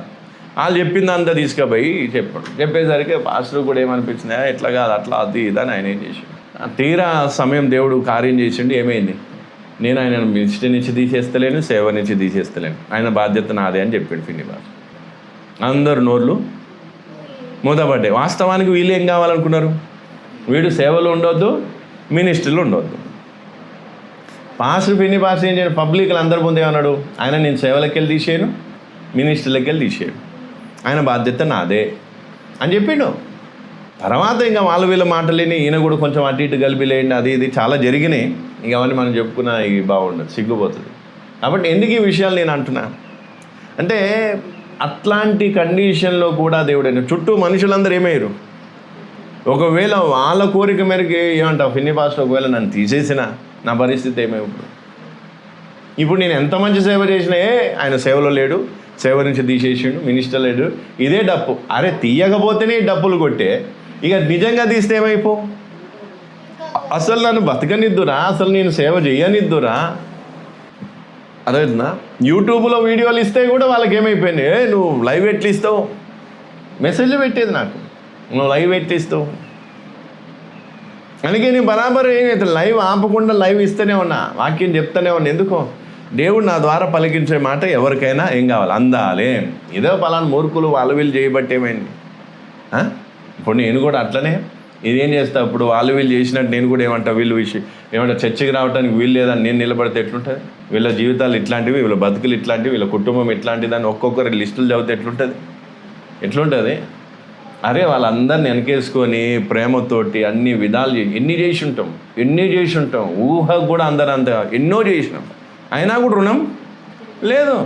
ఎట్లాగైతే ఏం చేయాలి అనగా పుకారు చేసారు. ఏం పుకారు చేసాడు, ఎందుకంటే వాళ్ళు అనుకున్నది జరగలేదు కాబట్టి ఏం తీసుకొచ్చారు పుకారు. ఏం పుకారు చేసారు, ఈయన సేవలో లేడు, సేవ నుంచి పాస్టర్ తీసేసిండు, సేవలో లేడు, ఫిన్ని పాస్టర్ బాధ్యత లేదు అనగానే అందరూ ఏమైపోయారు, తలబడ్డారు. అవునా, ఫిన్ని పాస్టర్ బాధ్యత లేదు. వాస్తవానికి అక్కడ ఇక్కడ అందరు ఎక్కడెక్కడికో ఫోన్లు చేసి వాళ్ళకి ఏవేవో చెప్పి అసలు వాస్తవం వాళ్ళు కూడా ఏం కావాలి, విచారించాలి. కానీ ఇప్పుడు వాళ్ళు విచారించే గుడ్డిగా ఈ అబద్ధపు మోసగాల మాటలు విని ఇప్పుడు వాళ్ళు కూడా ఏం బాగుపడ్డారు. అర్థమవుతుందా? వాళ్ళ జీవితాలు ఎంత ఘోరంగా ఉన్నాయంటే పరిస్థితి.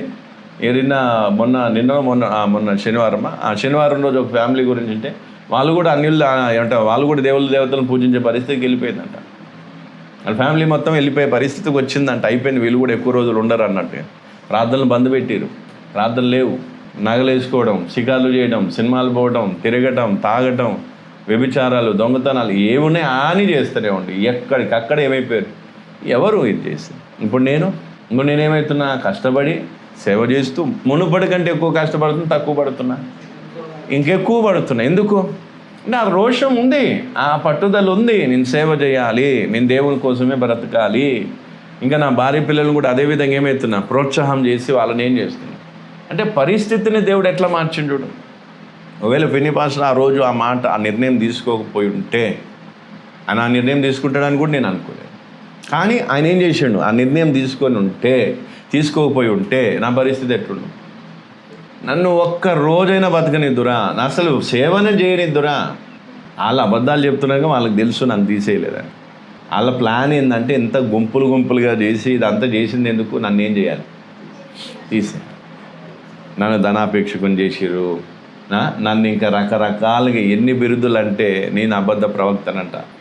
ఒకప్పుడు కళ్ళు మూసుకొని ఏడ్చి పట్టుకొని అయ్యా మీలాంటి పాస్టర్ దొరకడం మా అదృష్టం అన్నోళ్ళు ఇప్పుడు ఏమంట, నేను అబద్ధ ప్రవక్తనంట, నేను మోసగారినంట, వాడిని నుంచి తరిమేయాలి. అట్లా విశాఖపట్నం నుంచి కూడా నన్ను ఏం కావాలి, వెళ్ళగొట్టడానికి వేరే ఆయన పోయింది. అక్కడ పాస్టర్లు అది ఉంటుంది కదా యూనియన్, పోయి వాళ్ళ దగ్గర పోయి నా మీద కంప్లైంట్ చేసి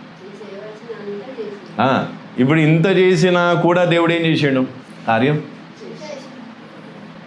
అందుకే ఈరోజు నేను ఎందుకు ఈ విషయాన్ని, అందుకే ఇప్పుడు ఈరోజు నేను దర్జాగా సేవ ఎందుకంటే దేవుడు నా పక్షాన ఉన్నాడు కాబట్టి దేవుడు కార్యము అందుకే వేరే పాస్టర్ కూడా అన్నాడు, నీవు ఒకవేళ యోసేపులో యథార్థత ఉంది కాబట్టి యోసేపుని దేవుడు హెచ్చించినట్టుగా నీలో యథార్థత ఉంటే దేవుడు నిన్ను కూడా ఏమవుతాడు, హెచ్చిస్తాడు. అందుకే దేవుడు ఏం చేస్తున్నాడు, చిన్న చిన్నగా అక్కడ ఆత్మలు ఇచ్చుకుంటూ సేవను జరిగిస్తున్నాడు. అది ఇప్పుడు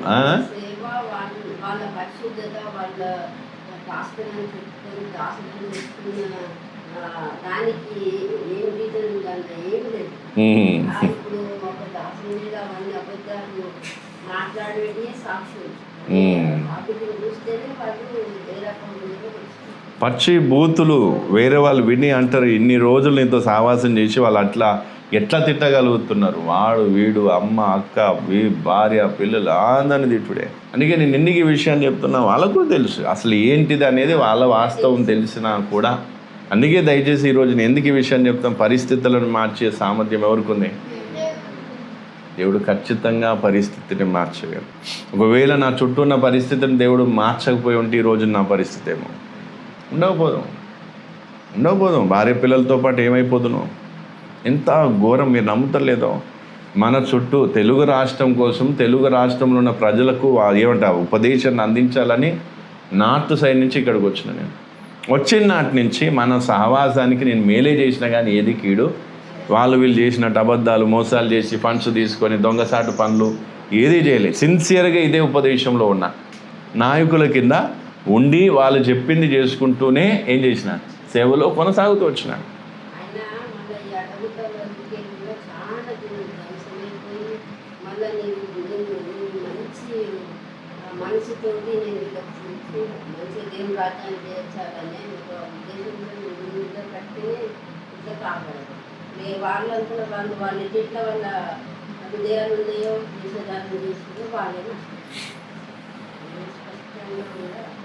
రాత్రి మొన్న శనివారం రోజు కూడా ఒకటి అక్కడ మన గన్పూర్ సైడ్ అప్పుడు పోయేది కదా, ఆయన కనిపించిండు మహానుభావుడు. ఆయన కనిపిస్తే ఆయన అవతారం చూస్తే చాలా బాధ అనిపించింది. ముఖం బక్కగా అయిపోయి ముఖం అంతా గుంజుకుపోయి.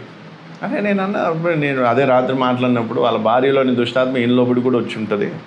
ఎందుకంటే ఆ దుష్టాత్మ ఏం చేసింది, నిన్ను ఇక్కడ రానియనని శబదం చేసింది. అందుకే వీళ్ళతోటి ఏదో చేసి మొత్తానికి ఏం చేసింది, ఆడ నన్ను రాకుండా. నాకు వీపులు ఇంత గడ్డయింది, అయినా కూడా నేను ఆగకుండా పోయినా అక్కడికి సేవ కోసం. రక్తం గారేది. అంత కష్టపడిపోయి మాదిరి చూపించిన వాళ్ళకేం కాదు. కాబట్టి నేను ఎందుకు ఈ విషయాన్ని చెప్తాను, ఎవ్వరు ఏం చేసుకున్నా మనం సిన్సియర్గా ఉంటాం. దేవుని చిత్తము నెరవేర్చాలనే ఆ ఒక సిన్సియారిటీ మన హృదయంలో ఉంటే ఎవరేం చేయలేరు. ఎన్ని ప్రయత్నాలు చేసినా మన పక్షాన్ని దేవుడు ఉండి మన చుట్టూ ఉన్న పరిస్థితిని దేవుడు మారుస్తాడు. ఈవెన్ ఒకవేళ ఎవరైనా రెచ్చిపోతే వాళ్ళను ఏం చేస్తాడు, అసలు అయిపోతుంది, బొందలు కలుపుతాడు. నిజం, కలిపేస్తాడు దేవుడు. ఎందుకు? ఎందుకంటే కొంతమంది గర్వంతో ఎగిసిపడుతూ ఉంటారు. దేవుని వాక్యానికి ఏమి చోటు, అప్పుడు దేవుడు ఏం చేస్తాడు, కథం ఏం చేస్తాడు. అట్లా అందుకే అర్థం చేసుకోవాల్సిన ఏంటిది, అర్థమైన పాయింట్ ఇప్పటి వరకు చెప్పింది అర్థమైందా? కొన్ని ఎగ్జాంపుల్, నాది పెద్ద సాక్ష్యమేం కాదు. ఈరోజు కూడా ఆయన పాపం చిన్న యవనస్తుడే, వాళ్ళ అక్క బావను వాళ్ళు చర్చి పెట్టిరంట సంఘముల. ఆయన ఏమంటున్నాడు, మిమ్మల్ని పిలుస్తాను వాక్యం చెప్పడానికి రండి అంటున్నాడు. నేను చిన్న సేవకుని చిన్న సేవ చేసుకున్నా, నేను వచ్చి చెప్పే అంత కాదంటే ఆయన ఏమన్నట్లేదు, ఒకప్పుడు ఇట్లనే ఒక పాస్టర్ వచ్చి నాకు ఇట్లా చెప్తే నేను చాలా బలపడ్డా అది ఇదని చెప్పాను. సరే చూద్దాం లేదని నేను అంటే ఫస్ట్ టైం పరిచయం అయింది. మరి ఆయనకు వాక్యం కోసం పిలవాలన్న ఆలోచన ఎట్లా వచ్చిందో ఇక మరి చెప్పలే. చెప్తున్నా అంటే ఆయన ఏమంటున్నాడు, అట్లా వాక్యం కోసం పిలుస్తానంట. నేను ఫస్ట్ సండే వస్తారా అన్నాడు.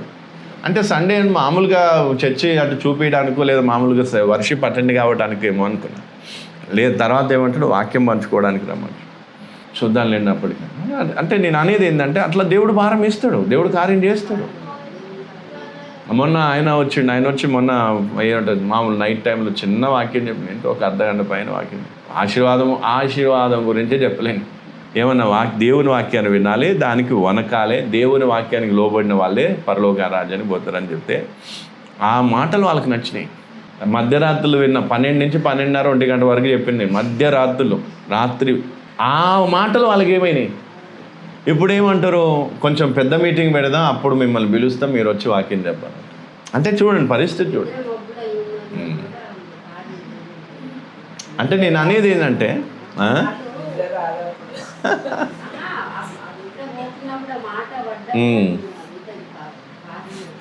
అంటే ఇప్పుడు నేను అనుకొచ్చేది ఏంటంటే, అంటే దేవుడు ఎట్లా కార్యం చేస్తాడు. అందుకే నేను ఇప్పుడు రాను తిన్నాలో సేవ చాలా మెరుగుపడుతుంది. చాలా మనం ఏం చేయలేము, కంట్రోల్ చేయలేనంత సేవ దేవుడు పెంచబోతున్నాడు. ఎందుకంటే పోయిన వాళ్ళు ఎంత కాదు, రాను తిన్నాళ్ళు వచ్చే ఆత్మల ముందు పోయిన వాళ్ళు ఏం కాదు, చారాన కాదు కదా, 1 అంటే ఒక నయా పైసా అంతా కూడా ఏం కాదు. వాళ్ళు ఏమని చెప్పారు తెలుసా, ఇంతమంది ఉంటే 100 మందిలో నుంచి ఇంతమంది వెళ్ళిపోతున్నాం, మిగిలింది ఆ 10 మందే, వాళ్ళతో ఏం చేస్తాడు సేవ చూద్దామన్న.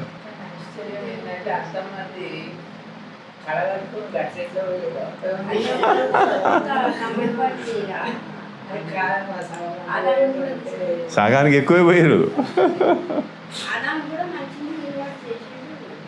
ఆయన ఉండడని నాకు తెలుసు, మొదటి నుంచి తెలుసు. అంటే ఆయన ఏం చేసిండంటే ఏదో స్వలాభం కోసం వచ్చింది. నేను ఆయనకి ముందు నుంచి చెప్తున్నా, నీకు వెళ్ళిపోవాలనుకుంటే వెళ్ళిపోయి, బలవంతం ఏం లేదంటే లేదన్నా అట్లేం లేదు ఇట్లేం లేదని. నాకు ఒక వ్యక్తి మీద డౌట్ వచ్చిందంటే ఖచ్చితంగా ఆయన ఉండలేడు, వాక్య ప్రకారం ఉండలేడు. ఆయన ఏదో అంటే అట్లా ఏదో వాక్యం ప్రార్థన లీడింగ్ అది ఇది అనుకుంటున్నా కానీ ఉండలేడు.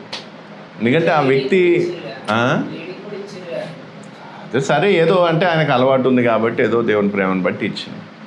కానీ ఒక డీకన్గా చేద్దాం అనుకున్నాను. అంటే ఒక కింది లెవెల్ నుంచి రావాలి పోయి ఇట్లుంటుంది పరిస్థితి. అంటే ఆయన డీకన్ చేయలే, ఎల్డర్ చేయలే, ఏం చేయలే, లీడింగ్ వాక్యం వాళ్ళ అవసరానికి వాళ్ళు వాడుకున్నారు,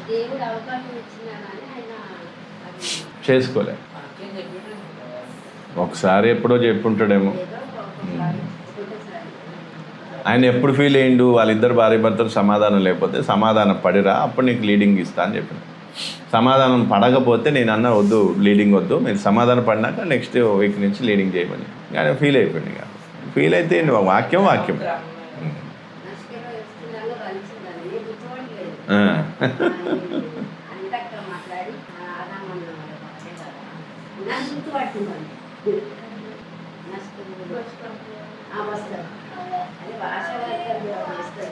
సరే. ఇప్పుడు అందుకే ఇది అర్థమైందా పాయింట్? ఇప్పుడు కొంచెం క్లియర్గా అర్థమైంది. ఇంకా అంటే ఇప్పుడు మన చుట్టూ ఉన్న పరిస్థితిని దేవుడు ఎందుకు మారుస్తున్నాడు? మన సిన్సియారిటీని దేవుడు చూస్తాడు. మనం ఆయన చిత్తాన్ని నెరవేర్చాలి అని మనకు ఆ సమర్పణ, ఆ పట్టుదల ఉంటే అప్పుడు దేవుడు ఏం చేస్తే మన చుట్టూ ఉన్న పరిస్థితిని, రాజులను కావచ్చు, రాజ్యాలను కావచ్చు, దేన్నైనా ఏం చేయగలడు, దేవుడు మార్చేయగలడు. అంటే ఇప్పుడు ఎలక్షన్లో ఖచ్చితంగా మళ్ళీ ఏమవుతుంది, జగనే వస్తాడు. కానీ ఈ 5 సంవత్సరాలు మాకేమైంది ఆడు ఉండటానికి? 2 సంవత్సరాలు అయిపోయింది, ఇంకా 2-3 సంవత్సరాలు ఆడనే హ్యాపీగా ఉంటాం. ఇంకా డెవలప్ అయితే అప్పుడు వాళ్ళు అమ్మేసుకుంటారు. అప్పుడు ఇక తర్వాత ఏడెళ్ళి దొరుకుతుంది, ఏం దొరుకుతుంది, ఇక తర్వాత సంగతి. అంటే చెప్తున్నా, అంటే ఎట్లా పొజిషన్ని దేవుడు పరిస్థితిని ఎట్లా మార్చడు, ఇప్పుడు ఎట్లా దేవుడు చేస్తాడు. అందుకే అర్థమైందా? ప్రార్థన చేద్దాం, నేను క్లోజ్ చేద్దాం, ఎందుకంటే ఆల్రెడీ 2 కావస్తుంది. పాయింట్ అర్థమైందా మంచిగా? ఇంకేదైనా డౌట్ ఉండి అడగండి. దీనికి ఇంకా వివరంగా చెప్పుకోవడానికి ఉన్నాయి చాలా. ఎందుకంటే మనం పూర్తిగా ఏం చేయలేము, ఒకటేసారి దబదబ పోతే కూడా మనకు పూర్తిగా అర్థం కాదు. ఇప్పుడు ఈ పాయింట్ అయితే మీకు అర్థం కావాలి. ఇప్పుడు ఇది అర్థమైంది అనుకో, ఏమవుతుంది? ఇప్పుడు ఎవరైనా మనకు వ్యతిరేకంగా లేస్తే అర్థం ఏంటిది? దేవుడు వాళ్ళని మనకు వ్యతిరేకంగానైనా చేయవచ్చు, లేదా మనకు అనుకూలంగానైనా చేయవచ్చు. ఖచ్చితంగా లేదు. ఆ దేవుడు ఎట్లా కార్యం చేస్తున్నా మనం గ్రహించాలి. మనుషులు మన చుట్టూ ఉన్న ఎవరు వ్యక్తుల హృదయముల, లేదా రాజకీయ నాయకుల యొక్క నిర్ణయాల్లో, లేదా మన ఫ్యామిలీ సిచ్యువేషన్, లేదా మన దేశ పరిస్థితిని కూడా దేవుడు ఏం చేయొచ్చు, మార్చగలడు. అది మంచిగా. ఇప్పుడు దేశ పరిస్థితి మార్చినా లేదా? నాకు ఖచ్చితంగా ఆ రోజు 2వసారి నేను ప్రార్థన చేసేటప్పుడు అనిపించింది ఖచ్చితంగా అక్కడ కార్యం జరుగుతుందని. కానీ మనం డప్పులు కొట్టుకొని గొప్పలు చెప్పుకోవడం కాదు. నేను ప్రార్థన చేసినందుకు ఆడ ఇట్లా అయిందని చెప్పుకుంటే కాదు కదా. నాకు అనిపించింది ప్రార్థన చేసేటప్పుడు, నాకు హృదయపూర్వకంగా అనిపించింది దేవుడు అక్కడ కార్యము. ఈవెన్ ఫిని పాస్టర్ కూడా సేవకులకు పెట్టి ఏమన్నా, మీకు ఒకవేళ ఢిల్లీ పోవాలంటే వెళ్ళి అక్కడ పోయి ప్రార్థన చేయండి, పోరాటం చేయండి, పలాంది ఇది పలాంది అని అంటే నాకు అనిపించింది అంత అవసరం లేదనిపించింది. అంటే అది పోకముందే ఇది క్లియర్ అయిపోయింది. అంటే నాకు ఆ భారం రాలే. ఒకవేళ వస్తే నాకు ఆ మనసులో అనిపించింది నేను కూడా పోతే ఢిల్లీ కానీ ఆవేశంతో కాదు చేసేది, ప్రేరేపణ కావాలి కదా అనేసి నేనేం చేసాను అంటే దేవుడు కార్యం ఎట్లా చేసిండు చూడండి. రెండు సైతాన్ని కూడా బెదురుకున్నట్టుంది. ఆ ప్రొటెస్ట్ కంటే మనం చేసే ప్రార్థనకే భయపడి ఉంటుంది నాకు తెలిసి. ఆయన మంచోడు కాదు తర్వాత సంగతి. ఇప్పుడు ప్రొటెస్టులు అయితే కార్యం చేసాడు. ఇంకా అట్లా అంటే అందులో ఎవరున్నారు మంచోళ్ళు కానీ అందరికీ అందుకే అదే అది కూడా దేవుడు కార్యం చేస్తాడు. దేవుడు అందుకే ఇక్కడ నేషన్ కండిషన్ కూడా మార్చే శక్తి సామర్థ్యం ఎవరికి ఉంటుంది? దేవునికి ఉంటుంది. ఎన్ని పార్టీలు ఎంతమంది రాజకీయ నాయకులు కూడుకుపోదాం అనుకున్నా దేవుడు, అందుకే ఇందాక చెప్పినా కదా, ఫసక్ వేసి బొంద పెడతాడు అంతే దేవుడు. వేసి బొంద పెడితే ఇంకా దిక్కు మొక్కు లేకుండా పోతాడు. ఇప్పుడు పేరు ఏమి వినిపిస్తుంది? మోదీ పోతే యోగి అని వాళ్ళకి. మోదీ ఒకవేళ సడన్గా ఎల్లకాలం అయితే బతుకున్నాడు కదా, ఏదో ఒకరోజు పోతాడు. పోయినప్పుడు అప్పుడు యోగి వస్తాడో ఇంకెవరు వస్తాడో తెలిసిపోతుంది, కూలిపోతుంది. ఇక ఇది ఎక్కువ కాలము నడిచే ఏం లేదు, సిచ్యువేషన్ లేదు. అందుకే దేవుడు కార్యం చేస్తాడు. అందుకే ఫస్ట్ మనం ఏం చేయాలి? అదేనా పాయింట్ అర్థమైందా? డౌట్ ఏమైనా ఉంటే అడగని లేదంటే ప్రార్థన చేద్దాం.